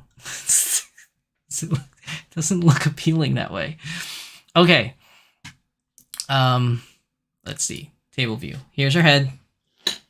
There's her head. We gotta take off the wig, obviously. So we're gonna do that. Take this off without damaging anything. I'm gonna remove the hair. Why doesn't it want to remove? It's like, feels like it's glued on or something. Okay, there we go. There we go. Oh, it's because I was holding a strand of hair. That's what it was. Oh my gosh, I'm so dumb. Okay, hair is moved off to the side. Now, obviously, because I want her to be protected, she is wearing a wig cap. So there's that. We're going to take the wig cap off. Now, here's the interesting part. I haven't opened up her head pretty much forever. Like, when I bought her, I've never opened up the head. I had no reason to. So, yeah. Tempest says volunteer. That's the word you're looking for. Yes. Yeah, volunteer is better. But victim sounds funnier. Lexer says, I'm already looking through their store. Yeah, they have good stuff. So, we're going to open up her head cap. This is the first time I'm opening this, and I've had her for years. Okay, head cap open. Now, if you guys can see, her eyes are glued in. So this is all hot glued eyes in there. There's a better view so you guys can see. Yeah. So what you want to do to prep her ears are pretty much right here. I don't know if you can see. How do I... Okay, so it's right here. This little indentation is where her ear is. So in order to get that to show properly, we are going to take the earrings out of the box. And as you can see on the back here, where they are, they already have some tack on the other side. So we are going to remove... Oh my god. We're going to remove one. There's one of the pearls. And we're going to remove the other pearl. Oh, now they just stuck to each other. That's how magnets work, people. They just... they were too close and they stuck to each other. Okay. So, all right. Now those are the two pearls. I know it's far away. You guys can't see. It's really bad camera quality. I do apologize. Now, the cool thing that I like is that they give you all this extra tack, but I've actually never really used it. I've actually used the tack that's already existing. So I will just take this off.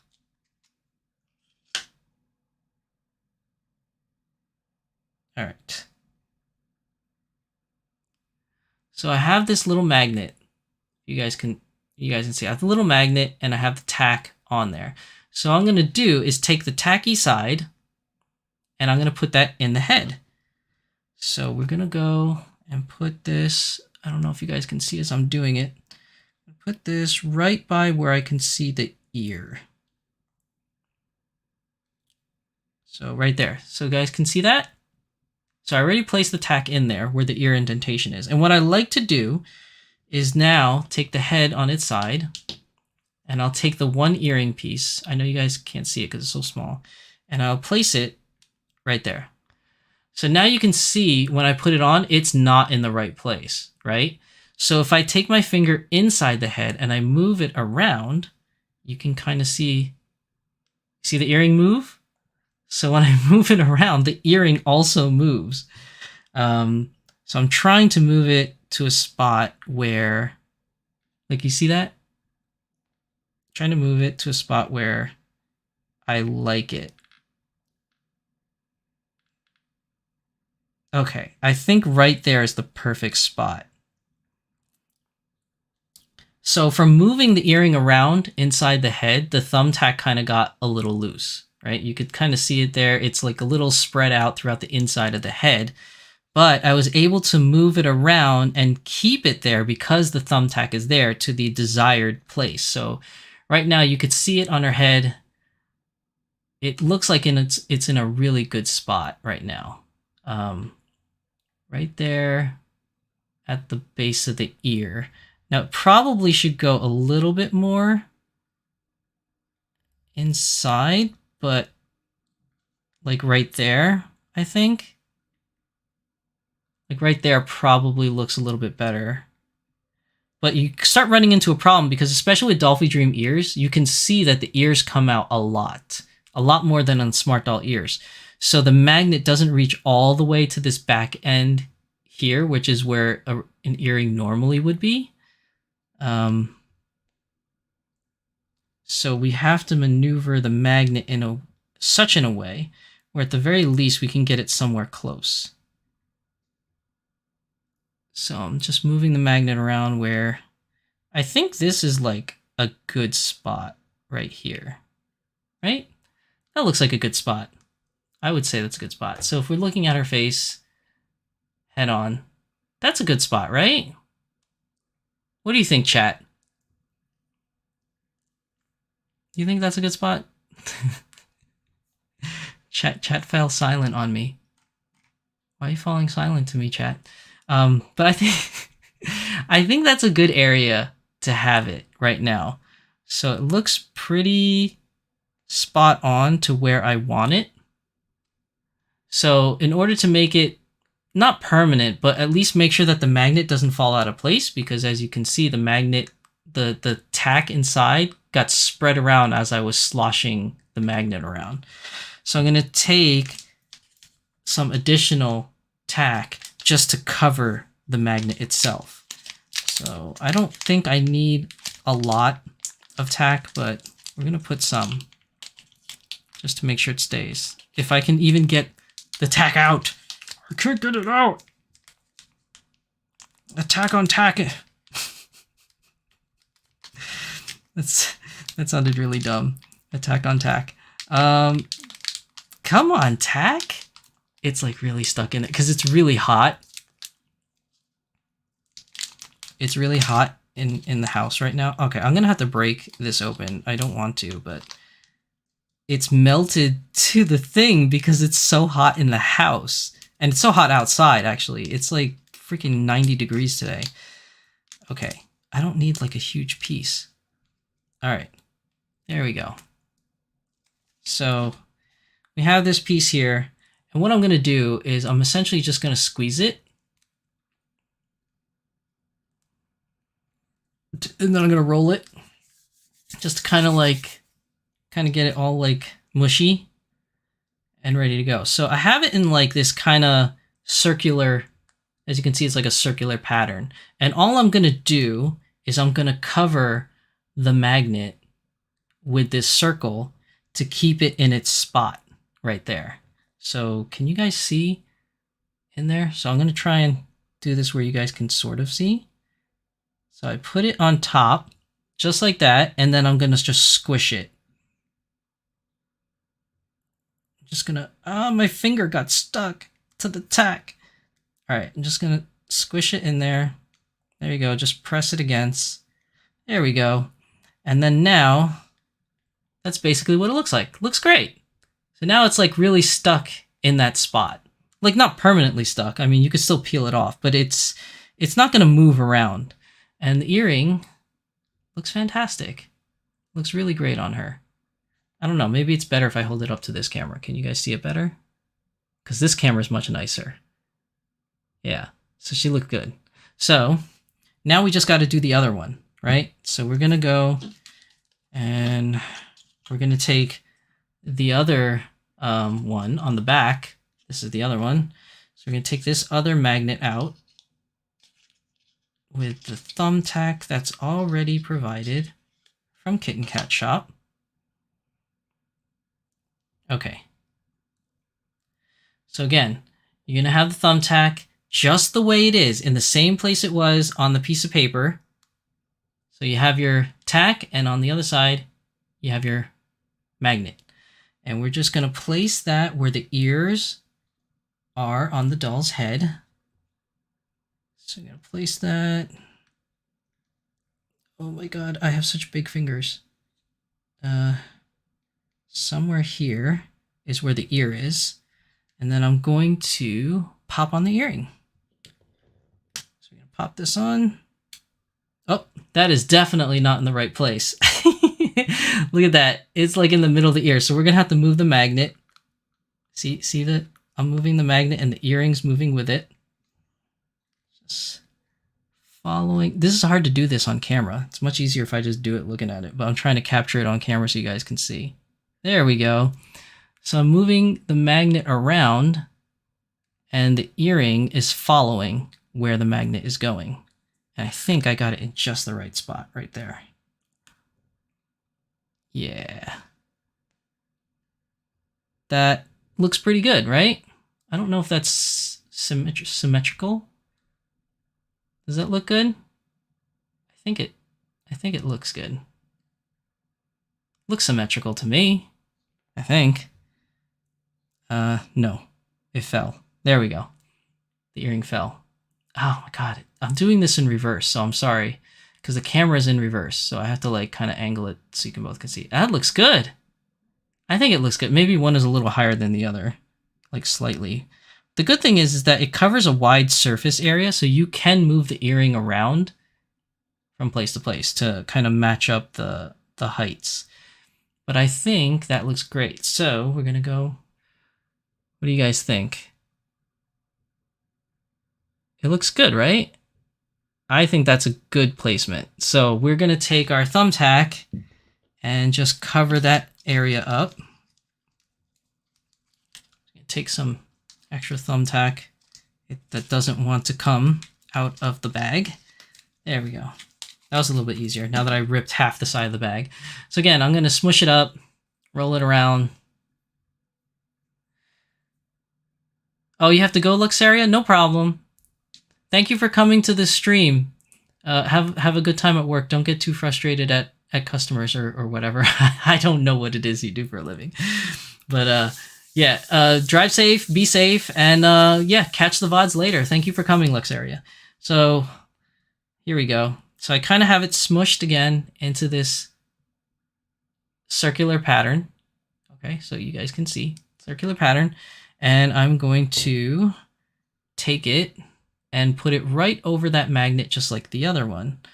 So we're going to go ahead and... I don't think you guys can see. Plop, right there. And then we're just going to crush it and smush it into the head so that it doesn't move around. The only thing that sucks about blue tack is that sometimes if it gets really, really hot outside, the blue tack starts to melt. It won't ruin the doll, but like it might move the magnet out of place. So these look lovely. Look at those pearls, man. Okay, try the other camera. Hold on. Let's do it like this, because the other camera is doing so much better with focusing. But there she is. Yay. Looks good. I think the earrings are in a great spot. I think they look good. Right?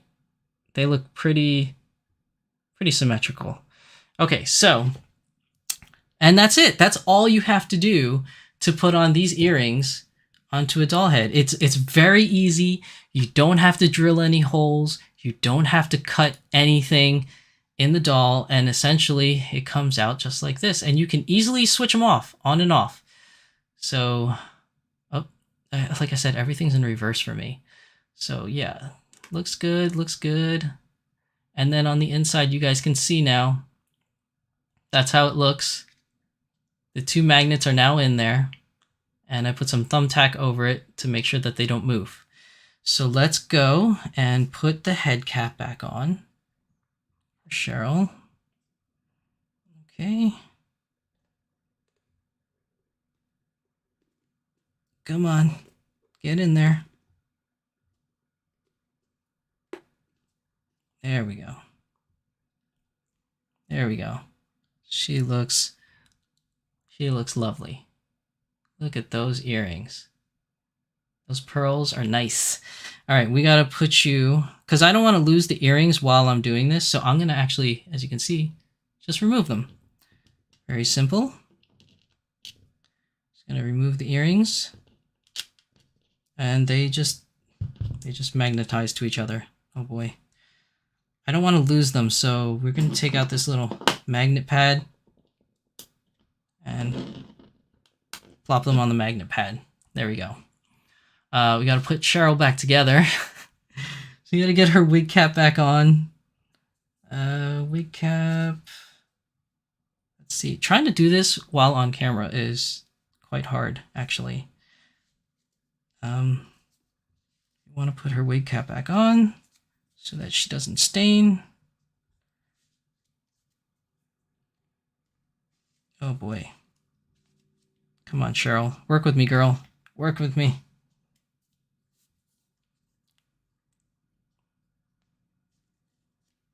There we go. I think that is right where I had it before. It's like trial and error. But there we go.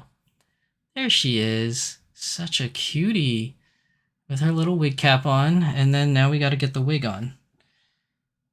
So now, because... Oh no. Oh no, guys, I messed this up. Hold on 1 second, people. Okay. I forgot to take off her necklace, and the necklace got stuck in the strands of her wig.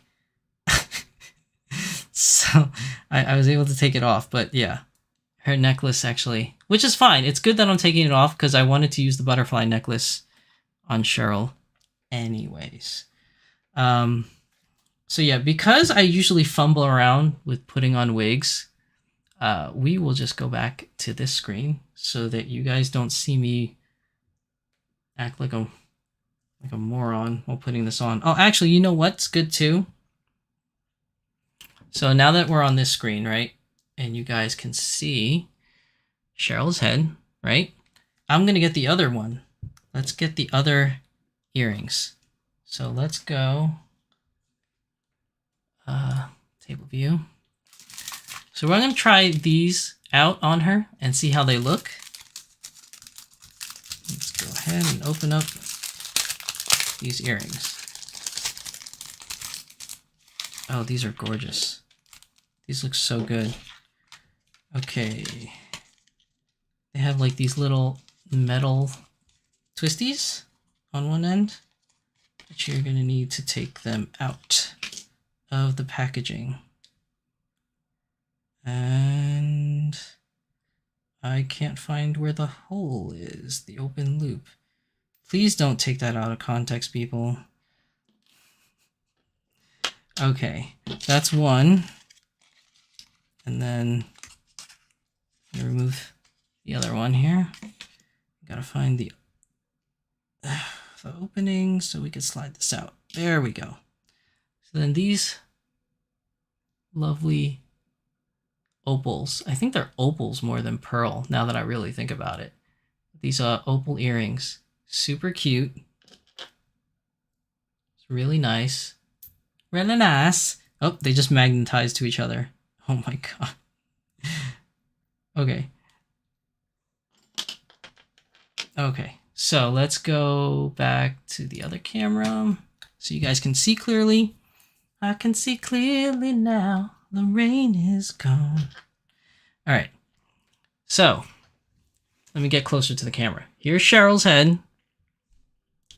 And here is earring. Watch magically as the earring kind of goes up. I'm trying to balance the ear. Wait, am I showing the wrong side? Yeah, here we go. Please watch as the earring just goes plop. Right there. Very nice. Just plops right on into the magnet. Oop, and let me just adjust it, because doing it while not looking is kind of hard. There you go. That's one earring. One earring down. Yay. Oh, it just focused and then it stopped focusing. Focus. Come on, focus. Focus on the doll, not me. Oh god, this camera. Alright, so then I'm gonna take the other one. Ta-ta-ta-ta. we're just gonna go plop right there. And the magnet caught it. Look at those earrings. Okay, now I gotta hold on, I gotta fix it because doing it backwards is really difficult actually. Okay, there we go. So there she is. Look at those earrings. They're cute. They're so cute. Okay, so now let me put on her wig. I'm going to take the earrings off so that I can put the wig on, and then we could... The only problem is she has really long hair. This wig is like really long, so I don't know if I put the earrings on, if you guys will even see the earrings, right? So let's see. Let's see, I'm going to put this... Oh my god, come on, wig. Don't do it to me now. Don't do this to me, wig. Oh no. Get on the doll head. Please. Alright. I'm really terrible at this. Tempest, come help me. Help me. Okay. I think I got this on. Right. Alright. Are pitato rings worth it? I don't know what you mean by pitato. Like potato? Like, do you mean pitato like potato? Because if so, then I still don't know what you mean. But okay, here's Cheryl. Here she is. And then if I pop the earrings on...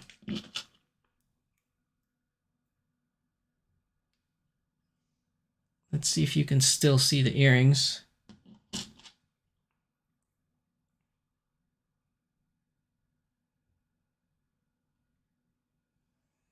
There we go. So her hair's messed up. Obviously, I have to comb her hair because I ripped it off her head. But so you guys can kind of see. There we go. How's that? Oh, they look cute. They look really cute. They're super cute.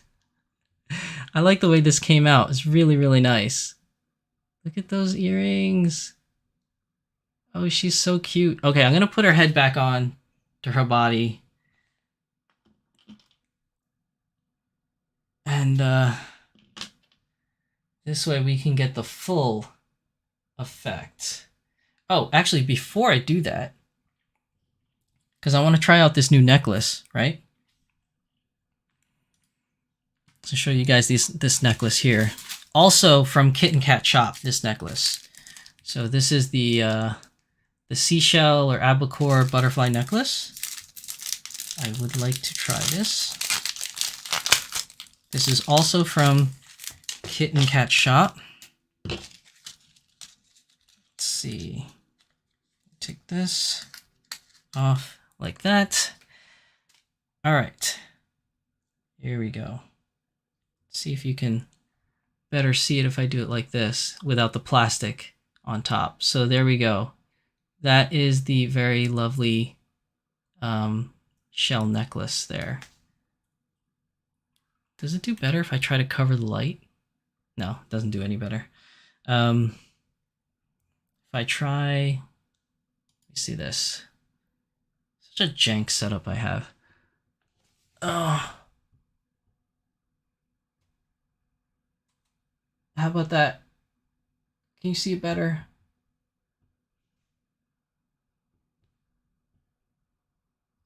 Maybe? It's very cute. Trust me, it's cute. Why do my cameras suck so much? My cameras are terrible.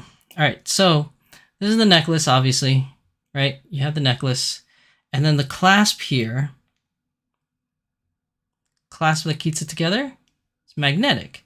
You just take it off. Just like regular magnets. And then they just click back on.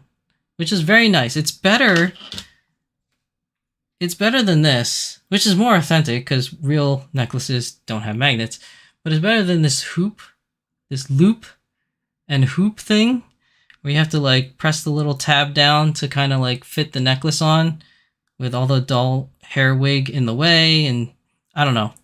This whole magnetic thing is just nice.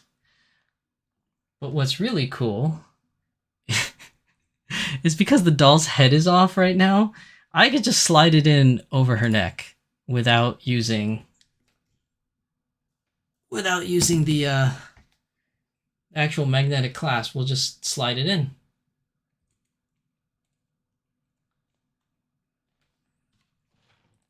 Oh, that looks so cute on her. Oh, but it doesn't match because the chain is gold and the rest of the accents on her dress is actually silver. So that doesn't actually... Let's see if I can get you close to the camera. It doesn't actually match because all the other accents are silver. So I'll tell you what, let's not put it on Cheryl.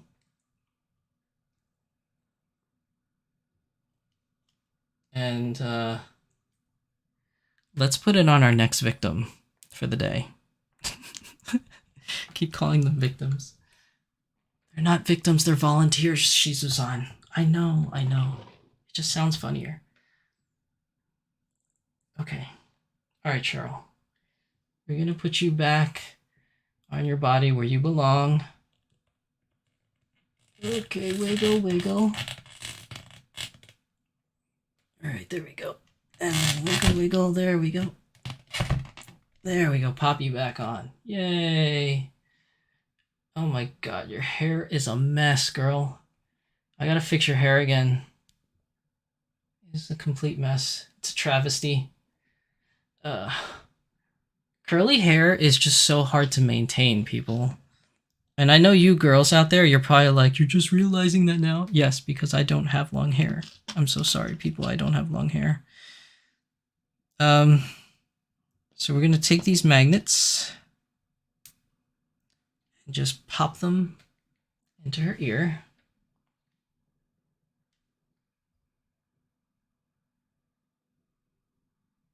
Oh, that looks so good.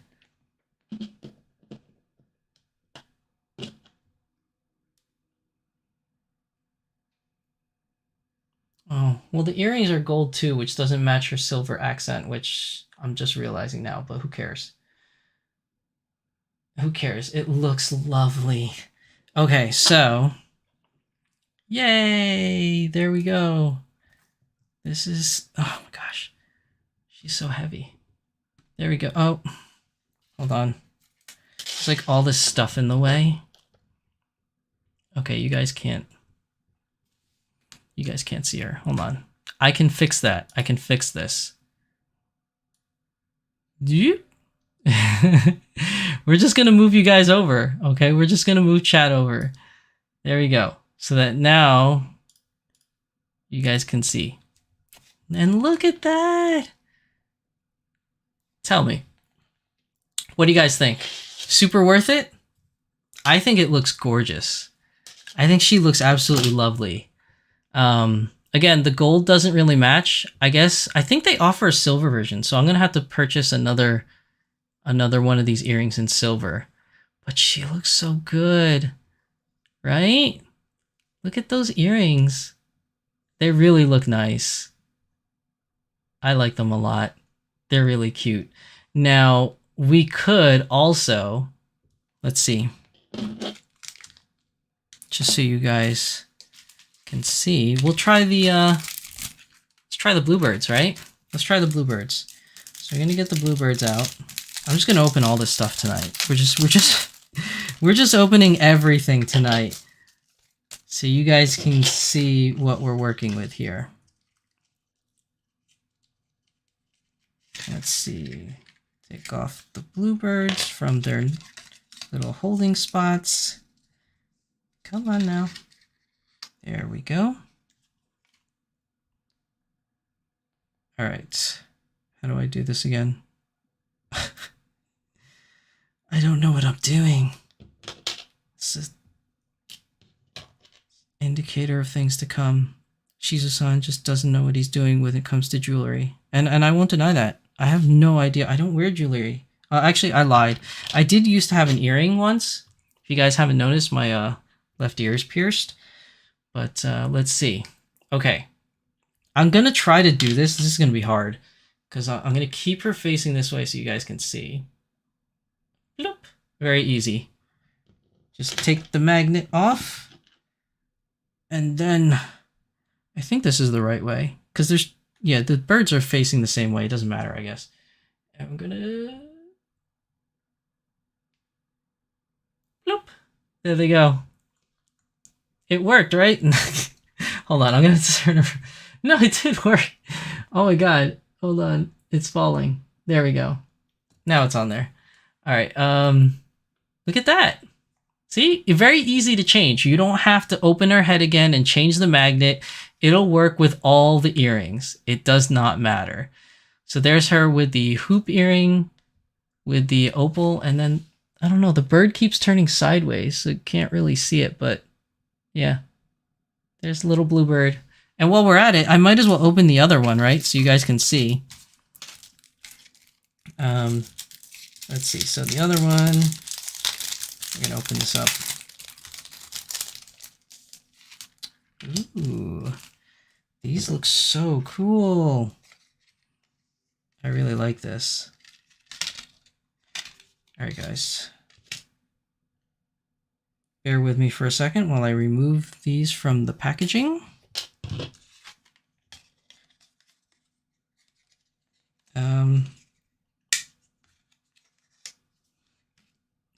I'm so bad at this. These earrings are so tiny. It's like I can't even right now. All right, which one is the left ear and which one's the right ear? I can't even tell. I think this is it. Yeah, because the sparkles are on this side. Okay, so if I remove the bird earrings, plop, just remove it just like that.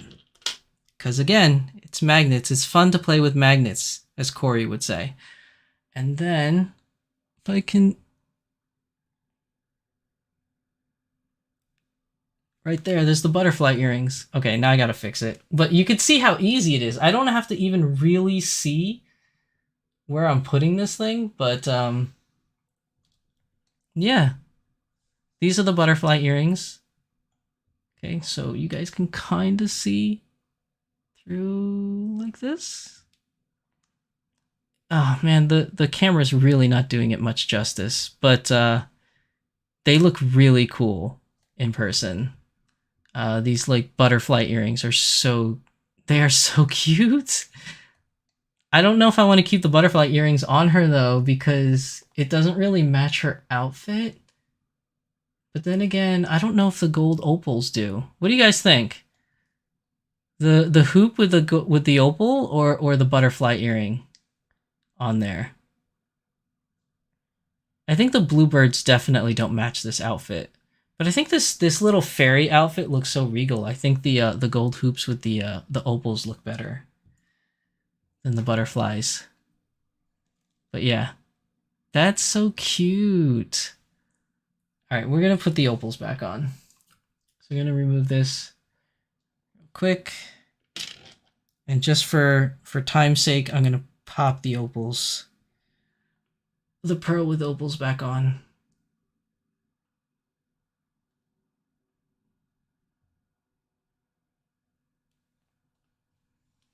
There we go. So cute. The Doll Dragon. Welcome to the stream, Doll Dragon. Welcome to the stream. I hope you are enjoying the jewelry segment of today's stream today. But they look so cute and they're so easy. The opal suits the dress, but the butterfly is so Cheryl.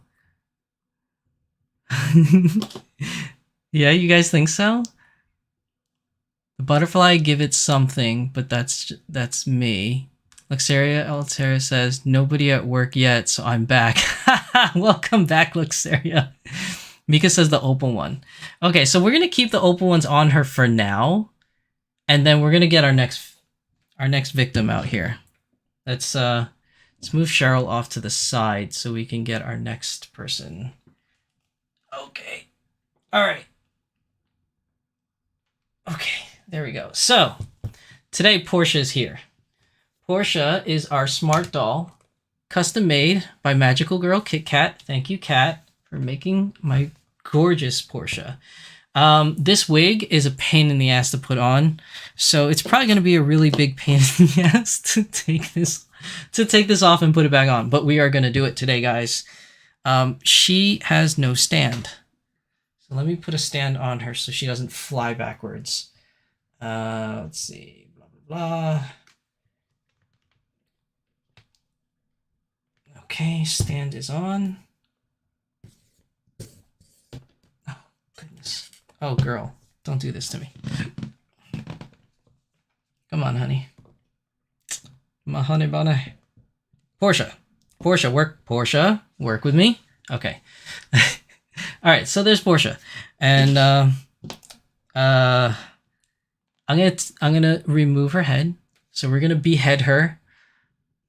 Yes, Doll Dragon. These earrings are from Kit and Kat Shop.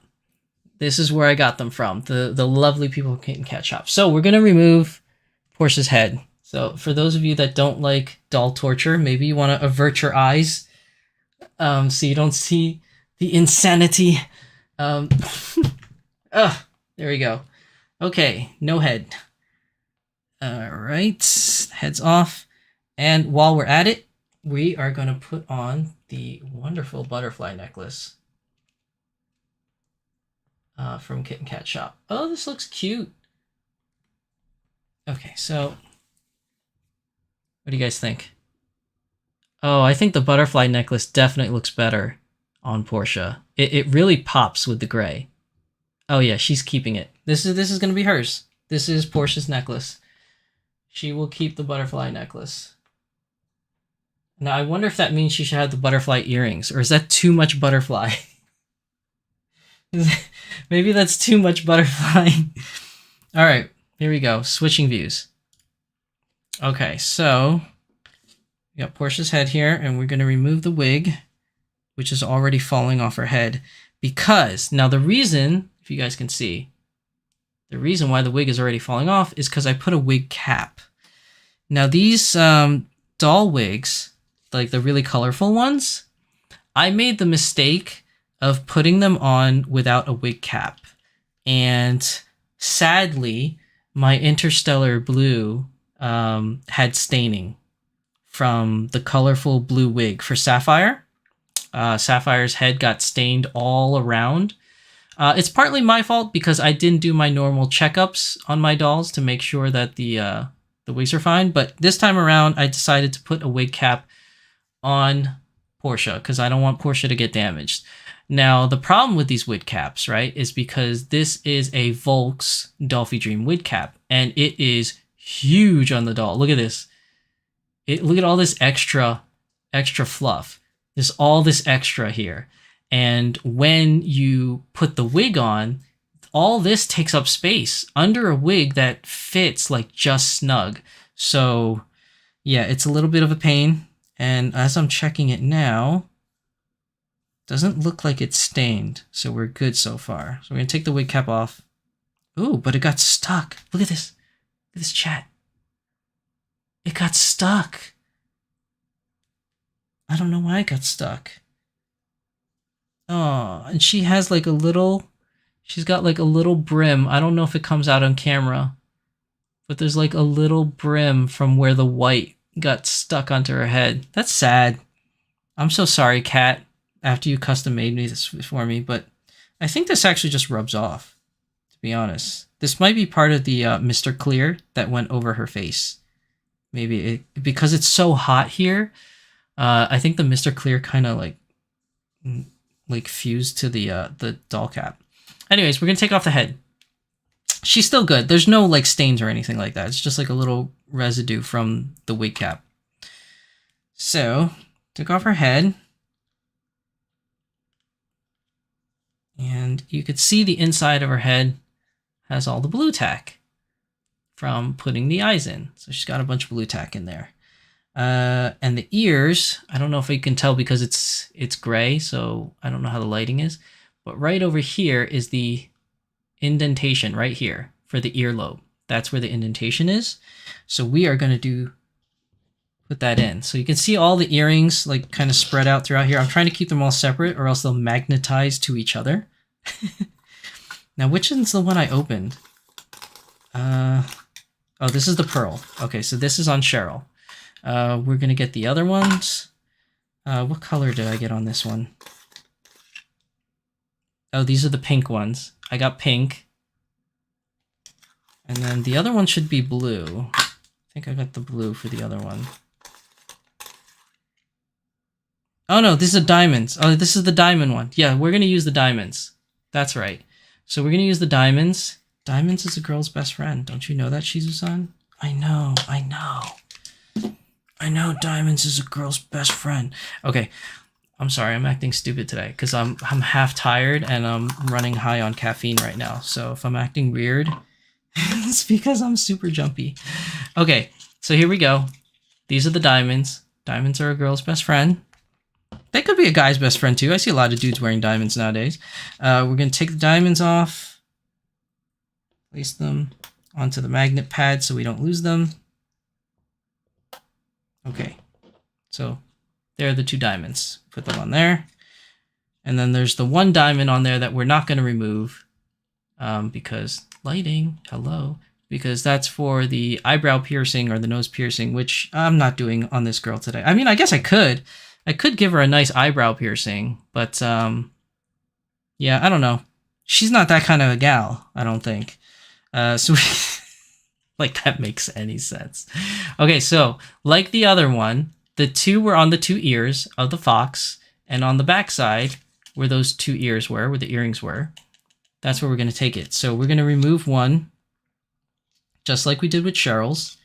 We're going to keep the thumbtack, okay, that's on here. Again, so if you missed putting on the first one, here's the magnet, right? This is the magnet. Oh, there you go. Everything's in reverse. Here's the magnet, and then on the other side is obviously the thumbtack. So I'm going to hold the magnet side, leave the thumbtack exposed, and plop that onto the head right where... Oh, see, the head cutout on this is way narrow, so I don't know if you guys will be able to see me do this. But we're going to try and stick it in there, right where the ear goes.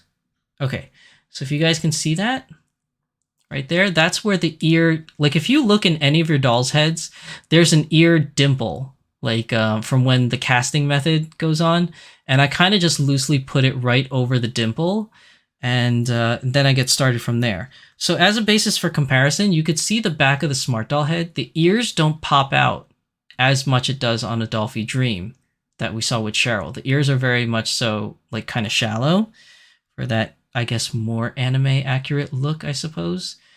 So you can see that the magnet's in there. All right, magnet's in there. And what we're going to do is we're just going to plop the earring on and see where it lands. Okay, so we're going to...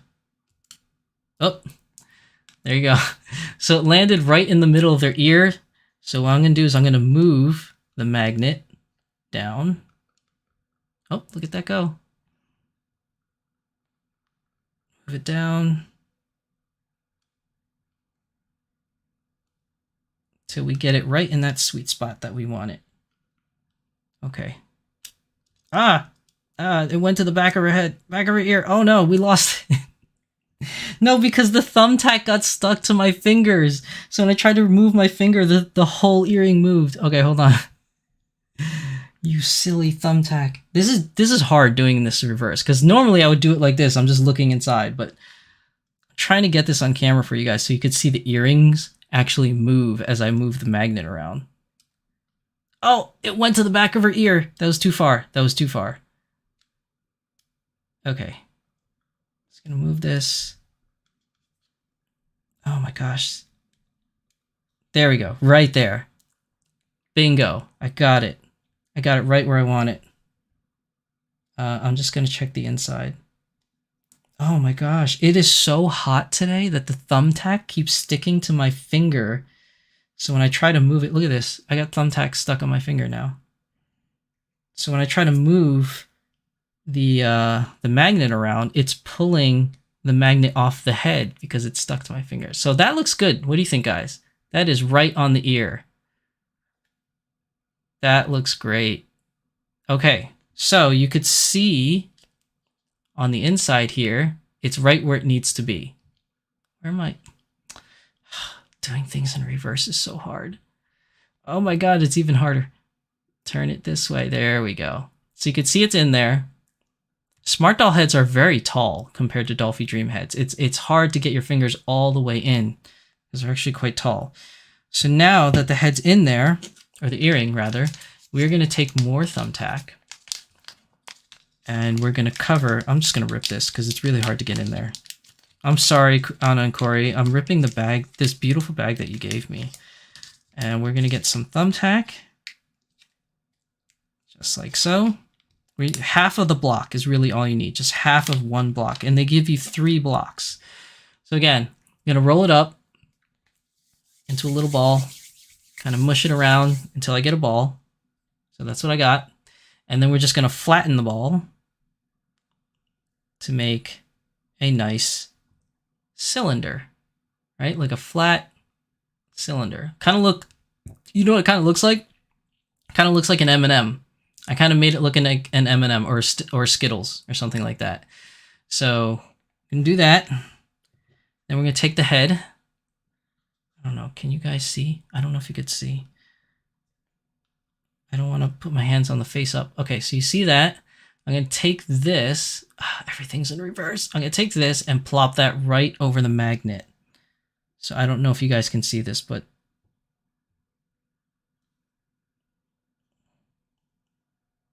oh, I screwed it up.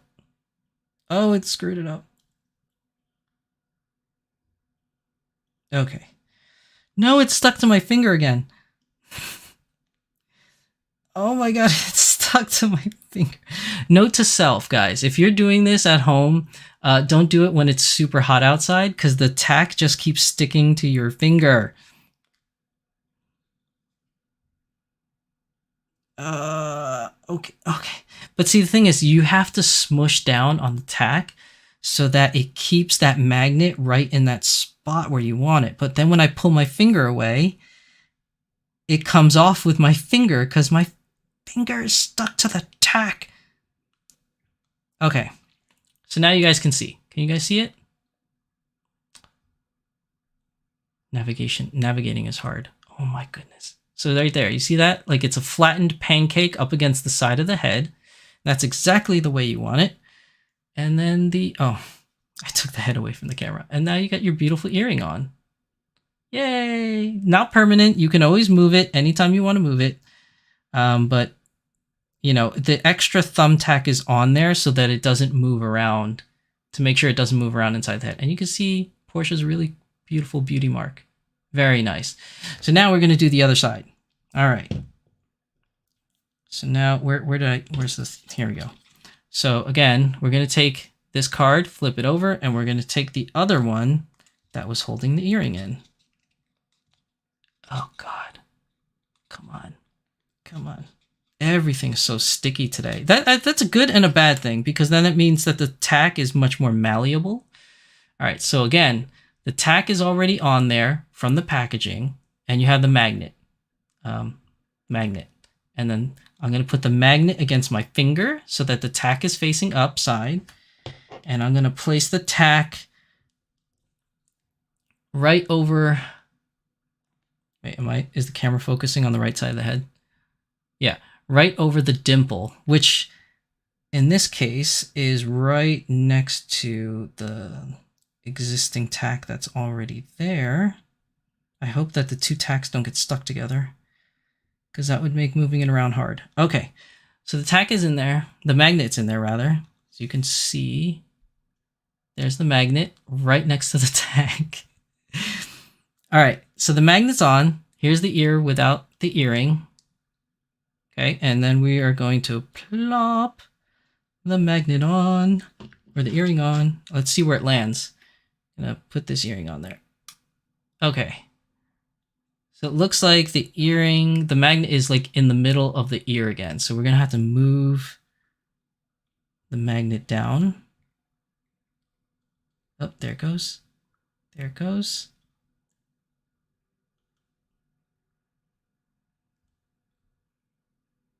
Oh gosh.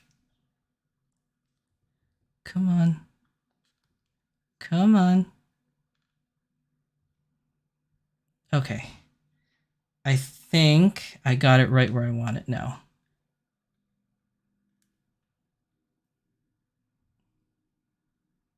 Right? Yeah, right there. So now that the earring's in place, sorry guys, if you didn't see that, earrings on both sides are in place. So you can see the difference between Smart Doll and Dolphy Dream heads is that when you look at the head, I'm sorry, everything's in reverse, head on like this, you actually can't see the earrings at all. Where on the Dolphy Dream head, because the ears pop out a little bit more, you can see the earrings on each side of the head. But if I turn it a little bit, you can see the earrings now. So they look like they're in place. Switch it back. Regular view. Is it better this way? So here's Portia. So cute. You can't see her earrings at all till I move her over. And we're over. Very cute. Nice diamonds. Nice diamond earrings. Okay, so that's good. Now we need to put some thumbtack over it so that it doesn't fly around. So look at this. I used 2 earrings. I put in 2 earrings and I only used 2 blocks of thumbtack. And I have 1 block left over. Oh, I'm saying look at this and the camera's not even pointed at the table. So I still have 1 block left over, whereas the other kit I still have 3. So you don't really need much thumbtack at all to do this. So just rubbing it together, making a nice ball, just like that. And then we're just going to squish the ball and make an M&M. There you go. Just a nice looking M&M. All right. And then we're going to take the M&M and we are going to plop it right into the ear over that magnet right there, which you guys are probably not going to be able to see as I do this because it's so hard to get in there. Yeah, the Smart Doll head caps are way, way taller. Okay. There we go. Plop, plop, plop. What is that? That's like the Bambi song, isn't it? That kind of sounds like the Bambi song from Disney. Like during the raining scene, where it's like, drop, drop, drop, little April showers. Sorry, my kids like watching Disney, so like these things are fresh in my mind. Okay, so now you can see inside there is 1 on that side, and then 1 on the other side. And they're both little things. Now, here's the interesting part with Smart Dolls, at least. So with Smart Dolls, she doesn't have it, but a lot of the newer girls will have the eye cradle inside, and that actually is not, it doesn't create a problem, but it also helps keep it in place. So you have to, because I had to do it with Courage, because Courage had an eye cradle inside the head. So you see all that empty space in there. When you put the eye cradle in, it smushes the thumbtack that's over the magnet, and it can move the magnet out of place. So the way that I solve this, just to give you guys like a good tip, the way that I solve this is that the thumbtack that I put inside the head, I used half of a block, even less, to cover it so that when it smushes down, it doesn't actually move it out of place. And what it also does, it keeps a thumbtack between the wall of the head. The magnet is sandwiched in between that thumbtack and the thumbtack that's attached to the eye cradle. So as long as the eye cradle doesn't move, it's not going anywhere. But if you need to change the eyes and you remove the eye cradle, that thumbtack is going to come out with the eye cradle and the magnet's going to come out. So you have to reset it every time. So as long as you don't decide to change the eyes and remove the head from there, you're fine. But if it has an eye cradle inside and you want to change the eyes, just know that you're going to have to redo the earrings again. But you guys just saw me do it. It took me like less than 5 minutes to put these earrings on. from start to finish. Not including removing the head, taking off the wig, putting on the wig cap and all that, etc., etc., etc. But very cute. Very cute. And with those diamond earrings to boot. Okay, so let's go and put on everything. So here's her head cap. And let's get her head cap on. I don't want to touch the face, obviously, because that's where all the yummy makeup is. Which is the front and which is the back again? Oh yeah, I have it the right way. I definitely have the right way. Okay. Squeeze it in there, man. Put some elbow grease into it, Shizu-san. Oh my gosh. These newer heads are so tight. Like getting these head caps on. Okay. All right. There we go. I got it. All right, guys. And the earrings didn't fall off. But I'm going to take the earrings off anyways. Because I got to put the wig cap on and then the wig. And I don't want to lose the earrings while I'm doing it. Now, these earrings are pretty strong when they're on the head. Like, they're pretty strong. So bouncing them around like this and moving them around, the earrings are not going to fall off. But like when your hands are moving around the head and trying to hold the wig and everything, it'll fall off. So I usually take off the earrings when I'm putting everything back on. So we're going to put this on. Oh goodness. Yeah, these wig caps are way too big for Smart Doll, but it's the only wig cap that I have right now, and I don't want the green to ruin her skin. So there we go. There we go. So you got the wig cap on. All right, I think that's enough forehead to show. Cover. There you go. What a cutie. All right. Luxaria says, once you get the magnet inside, it'll be super easy to switch out anytime. Unless you need to go through the airport and need to maybe take out the magnet. No, I don't think the magnets will draw the attention of the airport. And especially if your dolls are in your carry-on, they're just going to look at the doll and you can just be like, there's a magnet in the head. Like, they're not going to ask you to remove it, at least not that I know of. Yeah, I don't think it'll be an issue, but you never know. Maybe one day you'll get that one TSA agent that's like not in a good mood. So whatever. I'm going to switch the camera back to me. Yay, and I'm thirsty. Hold on. 1 second, guys. Drink break.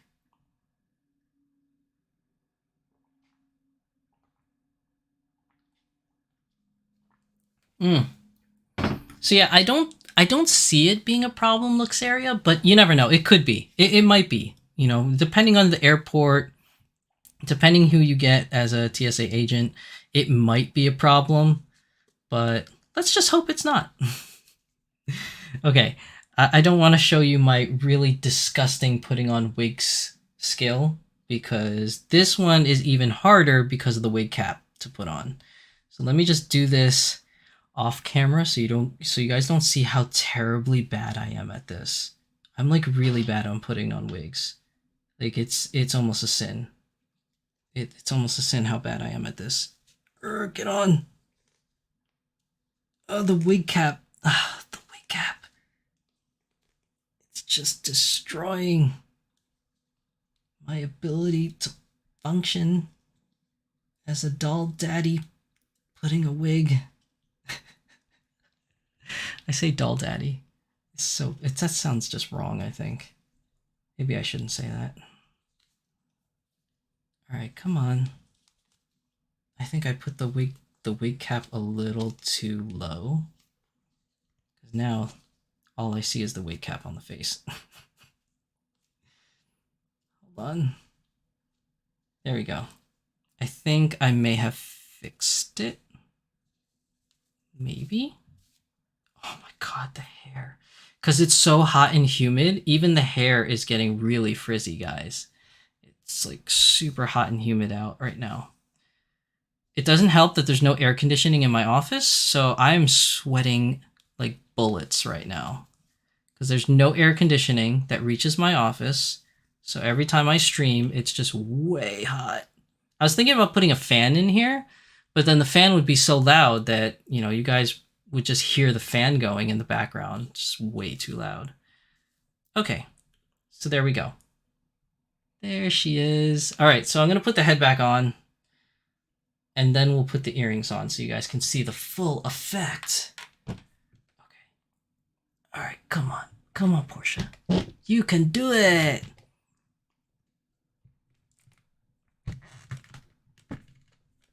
Okay. Wriggle, wriggle, wriggle, as Danny always says, right? Wriggle, wriggle, wriggle. Where's my comb? Because I destroyed her hair doing this. Let's see if I can salvage some of this. Oh my gosh. Your hair. It's just a travesty right now. I think I put the wig on a little bit weird. Gosh darn it. I think I put it a little too far. Let's see if I can salvage it. No, I can't. Okay, that's as good as I can get it. I'll have to fix it later. But for today's purposes, I think it's good enough for today's purposes. Oh, Portia. I'm so sorry I did you dirty like this. The heat and humidity today is not doing your hair any favors, girlfriend. It's just not. Okay. So, I think Portia's hair might be a little bit harder for you guys to see, the earrings. All right. So there she is. No earrings on, so you can't see them. Let's go ahead. You guys already saw how I did it with Cheryl, so I'm not going to do it again now, but let's put on the butterfly earring, shall we? So...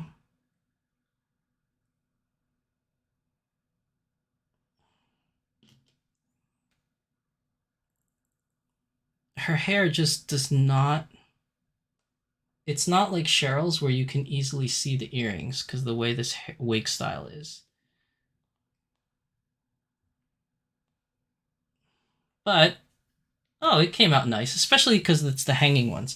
If I put in the studs, you probably wouldn't see it at all. But how's that? How's that with the butterfly earrings? Does she look good? I feel like she looks awesome. Oh my god. Can you stand on your own, honey? Because the stand won't reach.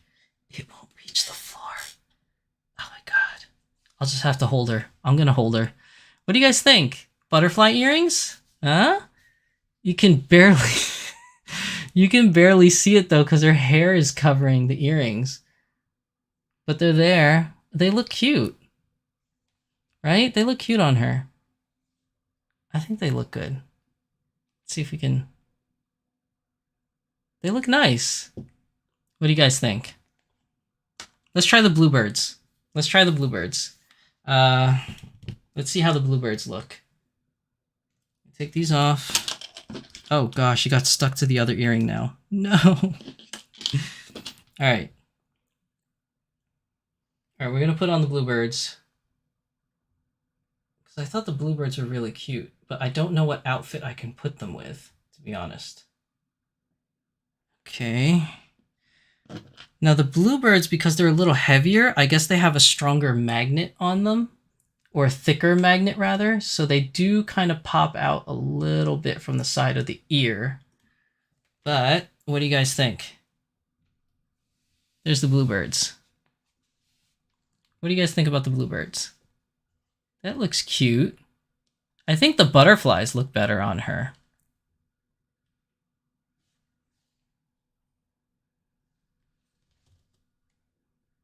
Little bluebird earrings. Aww. They're really cute. Let's see. You guys see them? If I do it like that. There you go. The butterflies are better, Linda? Yeah, I think the butterflies look good. Doll Dragon says these are better. The bluebirds are better. She looks super cute. Either way, I mean, she looks super cute. That necklace, oh my gosh, I love this necklace. Necklace looks so good on her. Let's try the, I like it because of the color with the necklace. Oh, okay. It does kind of match the color because the bluebird is a gold outline around the bluebird. So it kind of matches the gold on the necklace, which is nice. But let's try Cheryl's earring. So I'm going to pull it off of Cheryl's ear right now. Okay. So we got the opal one. Let me see. Let's see how this looks. I'm going to take off the bluebird. Wait, I need to take the other opal off. Hold on. Oh, Cheryl. Oh, come here, girlfriend. I need to take your other earring from you. Got no space in my office. No space. All right, we're gonna take the bluebirds off. We're just gonna try it. This is the fun part, man. Playing dress up, and just that is like the least manly thing I said today.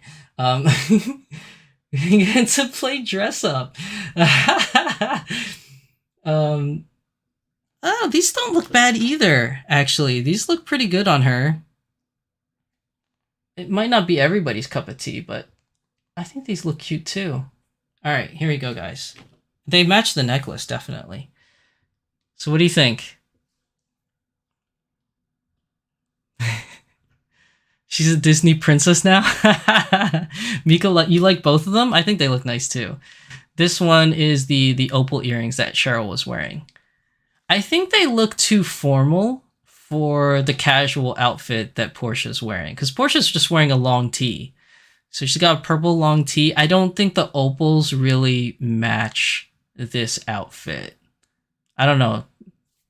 Call me crazy, but maybe. I think she definitely looked better with the butterfly or the bluebird. Either or matches her a little bit better. What do you guys think, chat?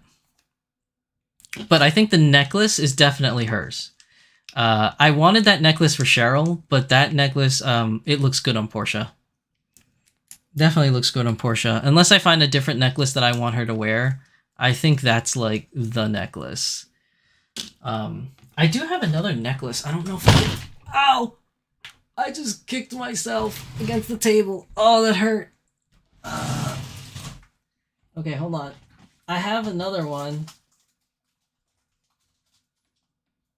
Okay. I have more stuff. Please don't look at my unsightly closet in the background. You guys don't want to see what's in there. It works nicely, but yeah, it's quite formal. Yeah, it looks a little formal for the outfit, right? Okay, so I have other necklaces that I bought from Kitten Cat Shop.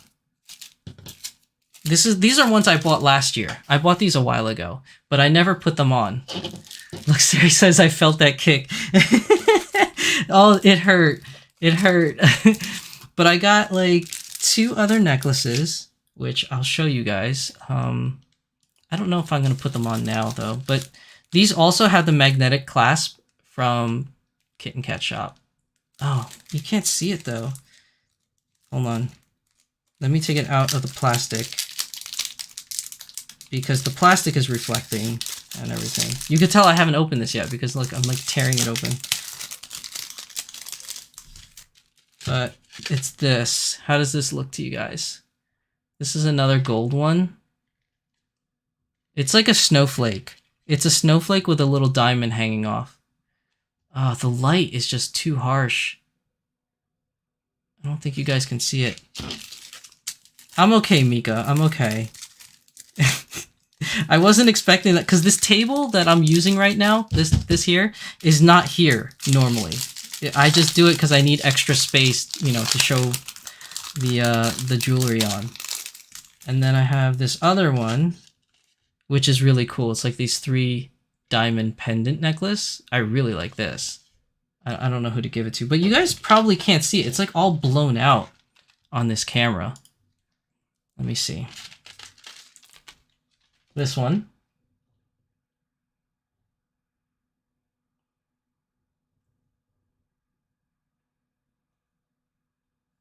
It's struggling to focus because her face is in the way.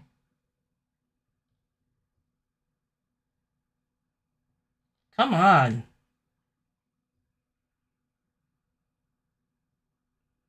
So there's that. And then there's this one.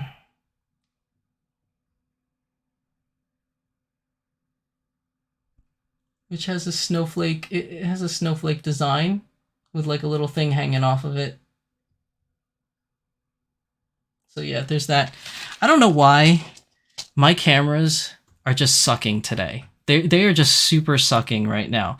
It looks fine for me when you're looking at me, but to focus on tiny little things, like it's just not. It is not focusing. But you could see that there. That is the 3 pendant one, and this is the snowflake one. Maybe it's a little better if I keep it far from the camera. You're just gonna have to zoom. Not zoom, but make me expand my window on your screen so you can see it better. But don't expand the window when it's just my face, because you're going to have nightmares.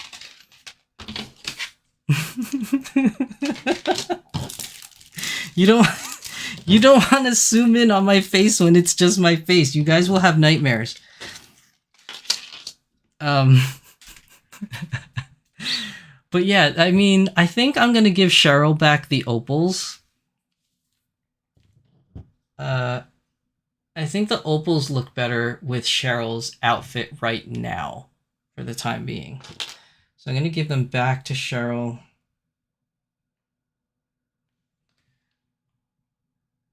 There you go, dear.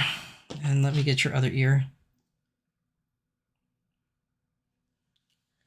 Let me get your other ear.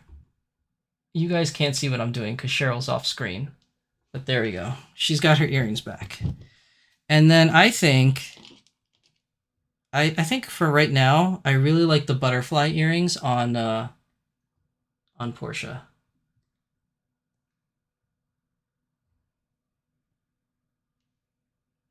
Yeah, they look cool. Let's give it an extra added flair.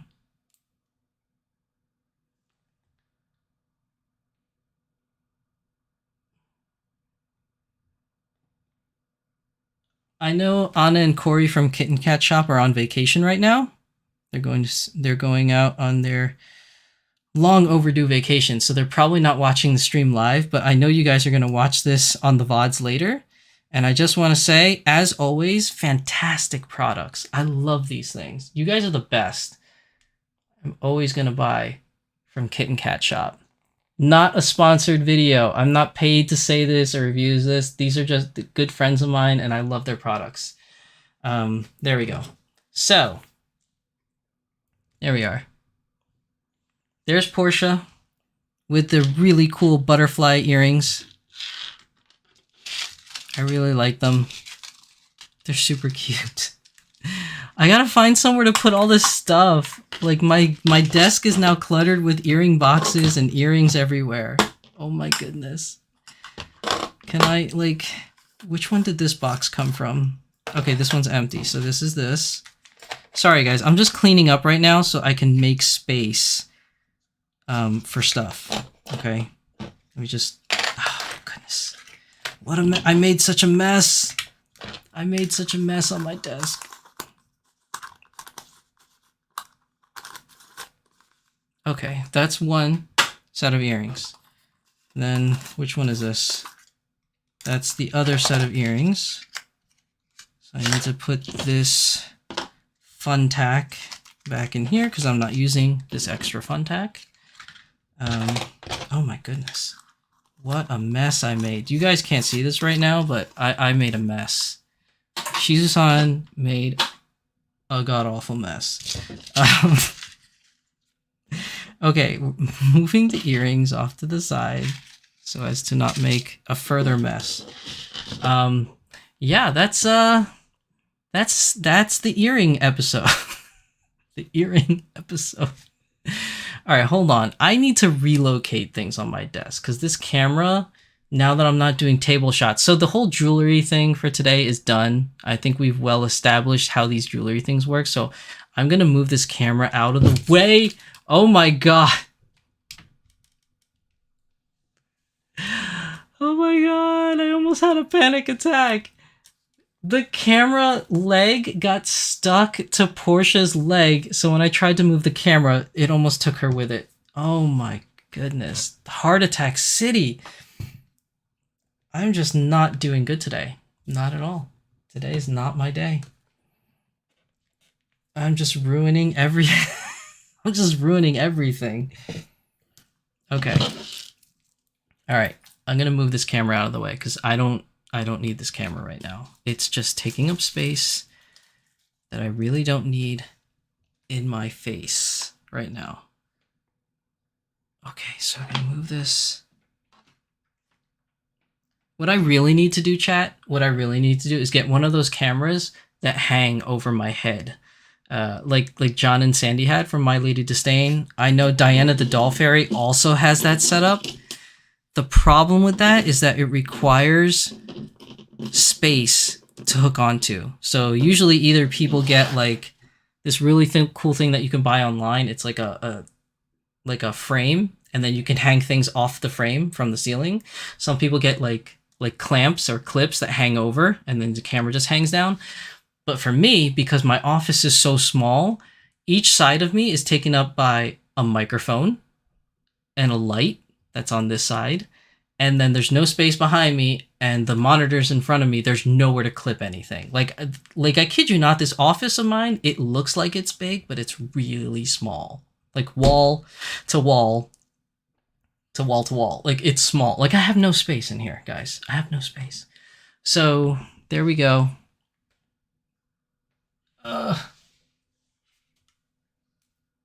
There we go. Can I fit you?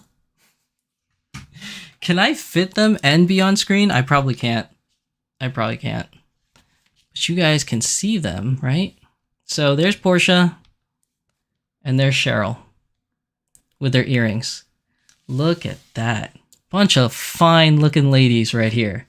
Fine looking ladies. That thing's falling backwards. Let's bring it down a little bit. Bunch of fine looking ladies. Cheryl looks like she's about to go to some fairy tale land ball. Like she's attending Belle and the Beast's wedding at their castle. And Portia over here is she's just dressed for city life. Like she looks like she's about to go do some shopping in the city, maybe go to the village, little midtown shopping, uptown shopping for those New York folks that know what I'm talking about. Broadway, Avenue of the Americas, all that fancy shopping. Yeah, Portia looks like she's about to go shopping. She looks good. I wouldn't go so far as to say clubbing, but she's definitely a New York City chick right there. And Cheryl is Fantasy Island looking. They look lovely, though. I'm going to take this stand off. Okay. They both look lovely. So we're going to move off to the side here. Both of these ladies are going to move off to the side because the jewelry portion of today's episode is now sadly over, I guess. Depends on how you look at it. But I hope you guys really enjoyed it. I'm going to move chat back to the other side. But I hope you enjoyed today's stream. We did a nice recap on Otakon and how much fun we had and how I can do things better in the future. So we did talk about that today. And we did a little jewelry show off. So thank you to the folks over at Kit and Kat Shop for Anna and Corey. Thank you for the lovely, wonderful products. They are so amazing. I love these. So guys, if you need jewelry or if you need any kind of accessories like a water bottle or beer mugs, beer bottles, champagne glasses, margarita glasses, workout equipment, go check out the lovely folks at Kit and Kat Shop. They have wonderful, wonderful stuff. I highly recommend them. But even more so, I highly recommend the earrings. All their stuff is wonderful, but the earrings, the fact that you don't have to pierce the ears on the dolls and you just put a little magnet inside the head, you guys saw it in today's episode. It took all of maybe 5 to 10 minutes at most to put those little magnets in, take the hair off, take the wig off, open the head cap, put the magnets in, put some extra put the wig cap back on, put the wig back on, and pop the earrings on. It's less than 10 minutes, guys. We went through that pretty quick. It would have been even quicker if I wasn't trying to show it on camera and everything was like backwards. But you guys saw it yourself. It's pretty easy to do, and the girls look gorgeous.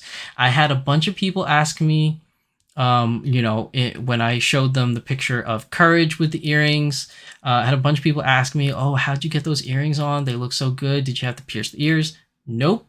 Kitten Cat Shop. Check them out. There may be other vendors and stuff that sell these kind of things, but I don't know them, or else I'd give them a shout out. The only one I know of is Kitten Cat Shop, and they do an amazing, amazing job. Thank you, Anna and Corey, for the lovely, awesome jewelry. So that's most of our episode. We did the Otakon recap, and we did the jewelry showcase for today. And what's left for Beyond the Doll is what I like to call Shizu-san's Anime Corner. Please disregard the Doll Symposium. Today's episode is Beyond the Doll.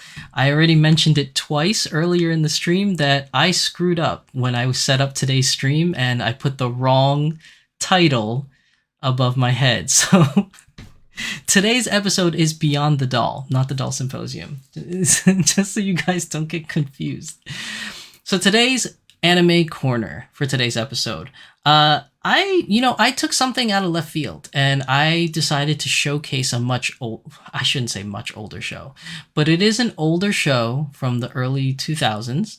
And the reason why I picked this show for today is, because my daughter and I are watching it together. So I watched this when it came out. I love this show, and I wanted to show it to my daughter because she wanted to watch something a little bit more lighthearted, something more fun. And maybe it's not the best show to be lighthearted, I guess, but it is a fun show. And maybe you guys know of this because it is a little bit older, but Beck. Mongolian Chop Squad. What do you think, guys? This show is so, so good. If you like music, you'll like this show. Even if your genre of music is different. So the genre of music in this show is anything like guitar related, like rock and roll, punk, a little bit of metal, things like that, like ballads, like the Beatles, all different kinds of things. I guess you can even say there's a little bit of hip hop in there and raps. Yeah, that's a little bit in there. There's a little bit of everything, I guess, for everybody. But the main character is this guy named Koyuki that you see in this picture, and he plays the guitar. This is a great, great show. It's not for kids. And I just told you my daughter and I are watching it, but she's a big kid. She's a teenager. So, she can get away with watching this, but I wouldn't recommend you watching this in front of younger children. I don't watch this in front of my son. We wait till he goes to sleep before we watch this show because there is a lot of cursing in it. There really isn't any violence. It's not really a violence-driven show. There's some parts where, he gets punched or whatnot, but it's not, killing. There's no shooting guns. There's nothing like that. It's what's it called? But there's a lot of cursing. Imagine, a rock star with a filthy mouth. That's kind of like this show. So there's a lot of F-bombs in it. There's a lot of butt and, the word butt, not actual butts, but the other word for butt. The other word for excrement. There's all different kinds of curse words is what I'm trying to say that's in this show.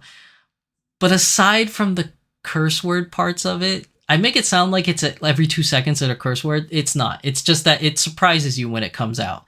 So don't watch it with young kids. Teenagers, I think it's fine, depending on your parenting style. I think nowadays it's really hard to get away from cursing. It's like on regular TV now. Just regular TV that anybody can watch. They pretty much say every word on television now except for the F word. So I don't know. But it's a good show. If you have not seen Beck, Mongolian Chop Squad, I highly recommend that you watch it. It's a great musical show. It made me cry so many times during this show.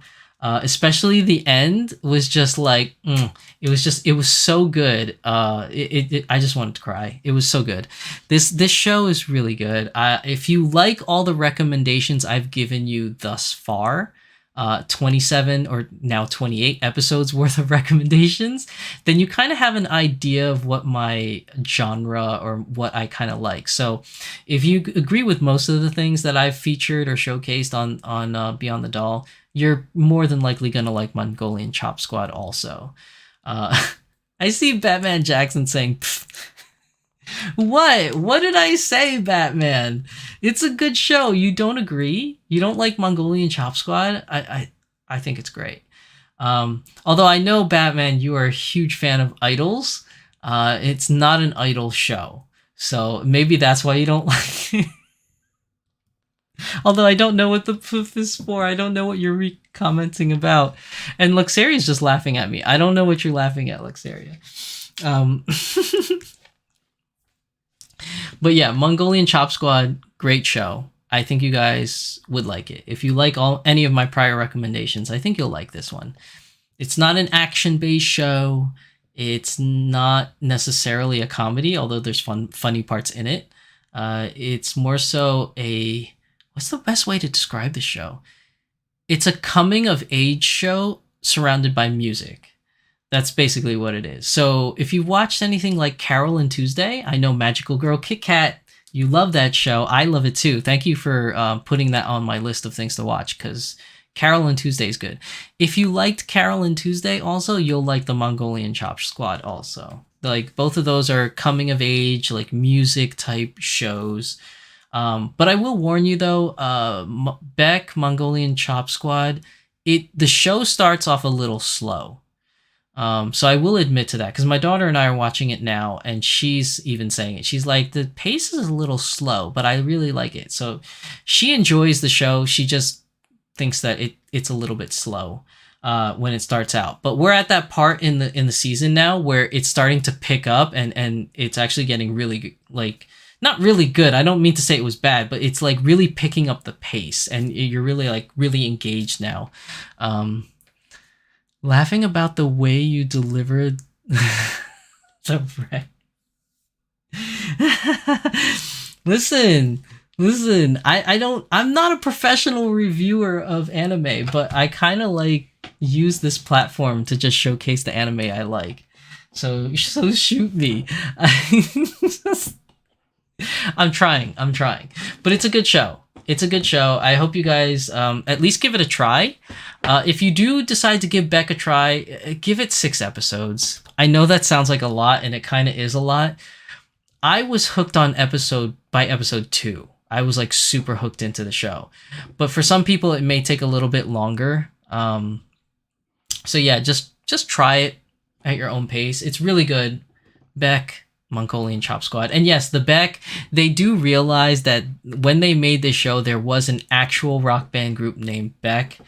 I don't know if they decided to name the show Beck after that group, but this show references a lot of real people. Like, they reference Beck, they reference Van Halen, they reference Rage Against the Machine, they reference the Beatles, and all that other kind of stuff. Like, and a lot of them... music of those bands are used as examples in the show. So if you're a fan of like old school rock to, I guess you could say, like old school rock from like rock and roll from the 50s to, I say, like the 90s, if you are a fan of all different types of rock from those years, you're really going to appreciate this show. There's a lot of nods to older shows and older songs that they kind of like derived a lot of influence from. So very cool. But yeah, Beck, Mongolian Chop Squad, that is my recommendation for this week's episode of Beyond the Doll. So that's it. That wraps up everything for today's episode. I hope you enjoyed today's episode of Beyond the Doll. Usually my recap episodes of cons don't usually do that well, but today a lot of you turned out for today's episode. I'm super excited that you guys were here. we had some really good discussions about Otakon. We had a lot of good discussions about the earrings and the accessories, and I do hope that giving you guys a live video of how to put these earrings on from start to finish, I hope helped you in making your decision on whether or not this may be something you want for your dolls. And if it's something that you do want for your dolls, you can always refer to this live stream video as a tutorial on how to put the earrings on the doll. It may sound silly to some of you, like, oh, I don't need a tutorial for that. It's so easy to put on. And you may very well be that good, but I'm not. I had to look up a tutorial video on how to put these on. So I am not that smart, contrary to prior thought. But yeah, now you can use this video at least as a tutorial guide on how to put on the no-hole magnetic earrings. So yeah, thank you everybody for coming today's episode. Before I sign off for the night and I close everything down, I just want to say thank you to everybody that came out to the stream today. Thank you, Tempest. Thank you, Batman Jackson, for coming on. Mika7, thank you for coming on. Luxaria Atelier, thank you for coming to the live stream. The Doll Dragon, thank you for coming on. Who else was here? Linda, thank you for coming. Did I say Mika7? Yes, Mika7 was here to join us. JS was here. Big shout out to JS. Shout out to... There was more. I know there was more here. Where are you? Yoshi P's, that's right. Yoshi P's comes out for every stream. Thank you for your support, Yoshi P. Let's see who else needs a shout out that came to today's live stream. Moguri, thank you for coming out, Moguri, for today's live stream. And I think that's everybody that came to today's live stream. So thanks guys for coming. I really hope you enjoyed today's episode, as informative to some degree. So just to give you a heads up, next Friday is going to be the Doll Symposium. That is my news segment to let you guys know what's coming up and what's going on in the doll hobby. And then the week after that, which should be, what's the date again? I just want to double check the date, which is the 25th. Yes. So 2 weeks from now is the 25th of August. On that Friday, we have a guest appearance that's going to talk about a really cool topic that I think is just a great topic to talk about, especially nowadays. So, you know, be ready for that episode in the next episode of Beyond the Doll. So that's it for me, everybody. Thank you for coming, and have a good weekend. Please remember to hit that like button if you enjoyed this video. Please remember to comment if you're watching this on the VODs. If you weren't able to be here during the live stream, put down in the comment section to the VOD. Let me know if this tutorial was helpful. Let me know if you really like the earrings. Also, give me your opinion. Put it in the comment section down below. Give me your opinion. Cheryl with the opal earrings and Portia with the butterfly earrings. What do you guys think? Let me know in the comment section down below. And if you haven't subscribed already, subscribe to my channel so you get all the notifications of when my future videos are coming up or when they are actually released, because YouTube will give you a notification when I go live. So thank you everybody for coming. I'm your host, Shizu-san, and my lovely ladies that were here today was Cheryl and Portia, who's off to the corner and I can't reach her right now. And I'll see you guys in the next episode. Bye.